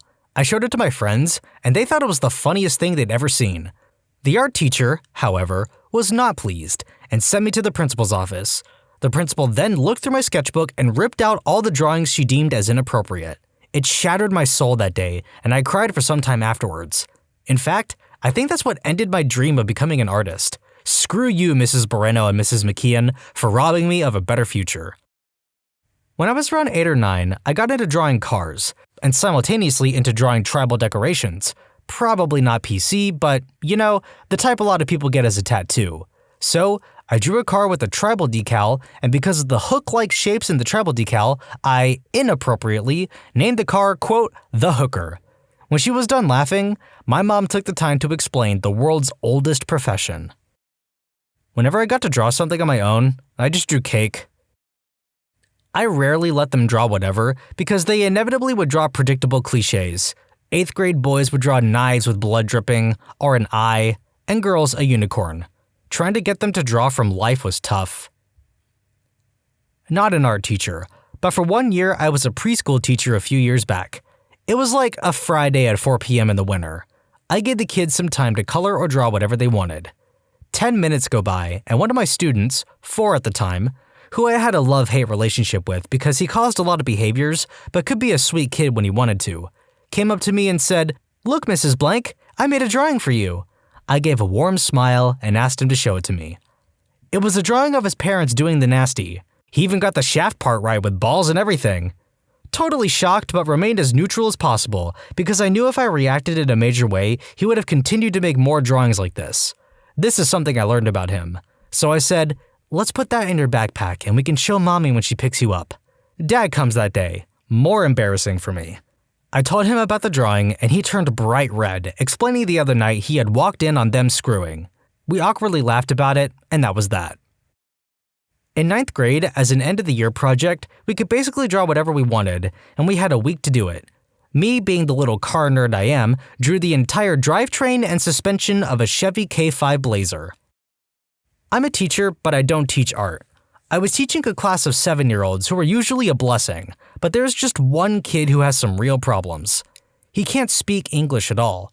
Even after me spending a year trying to teach him and all his classmates progressing well, he just refuses to engage with any teacher and is extremely disruptive, often crying and screaming. I think he has special needs, but that's not handled well in China. Anyway, after battling with him to no avail, assigning him, quote, class police roles, everything, I just gave up this one day and gave him some paper to draw on whilst the rest of the kids learn without him distracting them. He drew a picture of me with a large pee-pee and lots of knives in me with blood and wrote my name in perfect English. It was eerie, but I just felt sad and concerned what had happened to this boy. The school gave him no support, and I only saw him for about an hour a week. I left the school shortly after, unrelated, and wonder how he is now. I'm an art teacher, but this story is about my substitute teacher. I asked my students what they had been drawing when I was gone. The class was absolutely silent. Apart from some boys that were giggling. They were 13 years old. I asked what was so funny, and they said the substitute was great. At the same time, the girls seemed as they wanted to disappear from the classroom. So I asked why the teacher was great, and the boys just exploded. He told us to draw flying cock-a-doodle-doo. Well, I don't have to say more than that substitute teacher never came to our school again. In junior high, my art teacher pulled me aside to tell me that she was really impressed because I could draw better than her. After that, she pretty much let me have free reign, as long as what I was drawing worked towards the lesson goal, such as shading, perspective, etc. For the end-of-year project, I did a Robotech Veritech fighter in stipple, drawn only using dots. The next year, when I would have had her again for art, she paid out of pocket for me to take an art course at the community college across the street. She was an absolutely amazing teacher. Not a teacher, but in middle school, we got an assignment in art class to draw a still life of fruit. I thought the idea was totally boring and decided to put a creative spin on it. I drew a bunch of different fruits all sitting in the seats of a coliseum watching an apple kill an orange in the center ring. I failed the assignment, and my teacher even pulled me out into the hallway to tell me directly that she didn't like me or the work that I produced. Didn't let that crush my dream though, and I kept making my assignments weirder and weirder to tick her off. Reminds me of that time I got suspended in kindergarten for drawing a crappy stick figure gun. I tried to save myself that day by saying it was a water gun, since it was so crappy you couldn't tell the difference. But they weren't having it, and little Plava 27 went home that day. Not an art teacher, but when I was in late elementary/early junior high, my art teacher at the time gave us free reign. I had just learned what furries and pokemorphs were at the time. My art teacher, thankfully, just thought I couldn't draw werewolves for crap. When I was in high school, I was trying to learn how to draw perspective for the first time, and I was doodling a wolf howling, mostly because I enjoy wolves, and there's plenty of references online that I could check my work against. However, a seated howling wolf, when viewed from the front, doesn't show eyes or ears or most of the face, just an upturned muzzle and chin. I was actually kind of glad at this at first, because I sucked at positioning wolf eyes properly. I could draw pretty eyes, and I could draw heads a little, but put the two together, and it all looked wrong. So anyway, I'm drawing this wolf, and I think I'm doing a fine job of it, and I've got the muzzle and a bit of nose and the cheeks and the neck and the chest and all that, and everything looked fine. I was actually kind of proud of it. At least, I was until I got home several hours later and pulled it out again to work on it. You see, what confronted me at the end of the day was not my howling wolf, but what looked remarkably like a fuzzy, vaguely cone-shaped shaft with some kind of diseased black tip, all perched atop 4 paws and a tail. I've never drawn a howling wolf from that perspective again. In 7th grade, we were supposed to draw a fish made out of smaller fish. A few days earlier, I had learned that seahorses are fish, and I was obsessed with this small tidbit of knowledge and made a seahorse out of small fish. I got into a discussion with my teacher about whether I did the assignment correctly or not. 30 minutes and a Google search later, I got a C, which, fair, I wasn't the best painter. Not an art teacher, but my daughter in 1st grade was given an assignment to write a story and draw. She wrote and drew a story about Horny the Rhino. It amazes me how you can have names for animals that describe their appearances, like Fluffy the cat, Scaly the lizard, or the blue-footed booby. Shoutouts to ornithologists for giving birds the best names. But as soon as you try and name a horned animal, you gotta get a little more creative, otherwise you end up like this first grader. When I was in the first grade, they had everyone in every grade draw something. It could be anything.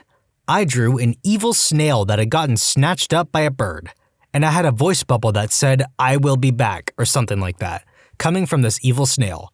In the foreground, I drew my family. That was it. That was the whole picture. Flash forward to like 6 months, and my really bad drawing was chosen as number 1 in the first grade. Then, the school had an assembly where they showed the top drawings from each grade. So, I go up to the front with the other winners, and the principal goes through each one and says a little something about it. Eventually, they get to my drawing, and I quickly realized why I was chosen. They thought the bird was a plane, and the evil snail was my dad leaving to deploy. Important note is that this school was on a military base. My dad had never been deployed and was in fact depicted on the ground with the rest of my family. But I just stood there and accepted the award, and I never told another living soul because I was so embarrassed and guilty. I can honestly say I was one of the better artists at my school, asked to draw for the paper, design t-shirts, mugs, etc., and voted outstanding senior in art. I taught calligraphy, and one of my logos became the state logo for the state science division. I'm also somewhat of a jerkwad. We were assigned an exercise to draw our offhand, left if you're right-handed, right if you're left-handed. I asked the teacher, "How far would you like us to draw to?" Her response, "Well, you can draw all the way up to your elbow or cut it off at the wrist. Your choice." So, I drew it cut it off at the wrist, with exposed bone, tissue, and pooling blood. She was real careful with her instructions after that. I was an art teacher for 4 years, and I have so many stories. So many stories. One that comes to mind is a drawing this strange little child who was oddly obsessed with me made me as a gift. Now, for context, my personal aesthetic is what my friends affectionately call, quote, adult tomboy goth, which is to say I wear all black, somewhat androgynous clothing, and have a penchant for the dark and absurd. Of course, in work environments, I dress more professionally, but my kids all knew I was a dark-humored little oddball and they loved me for it. So, this girl is doing free draw, and every time I walk over, she covers up the paper with her arm and hisses at me like a cat, as she was wont to do. After about an hour, she scurries over to me with this huge grin on her face and announces, Baba Yagatron, I made you a thing! And my lord, oh boy, it was the best gift I have ever received from a child. The drawing was of a skeleton beckoning a crying girl with no eyes into a pre-dug grave. The gravesite was elaborately mapped out with the whole underground portion where the coffin would be, a tombstone, and little flowers around the tombstone. I laminated it, and to this day it is still on my bedroom door, even after 3 moves around the country. I miss teaching. When you subscribe, make sure to hit the bell to turn on notifications. Put the playlist on in the background to finish listening to all the stories, linked at the top of the description. And if you like Am I the Genius, give Am I the Jerk a shot, linked in the description too. Either way, thanks a lot for watching, and we'll see you guys next time.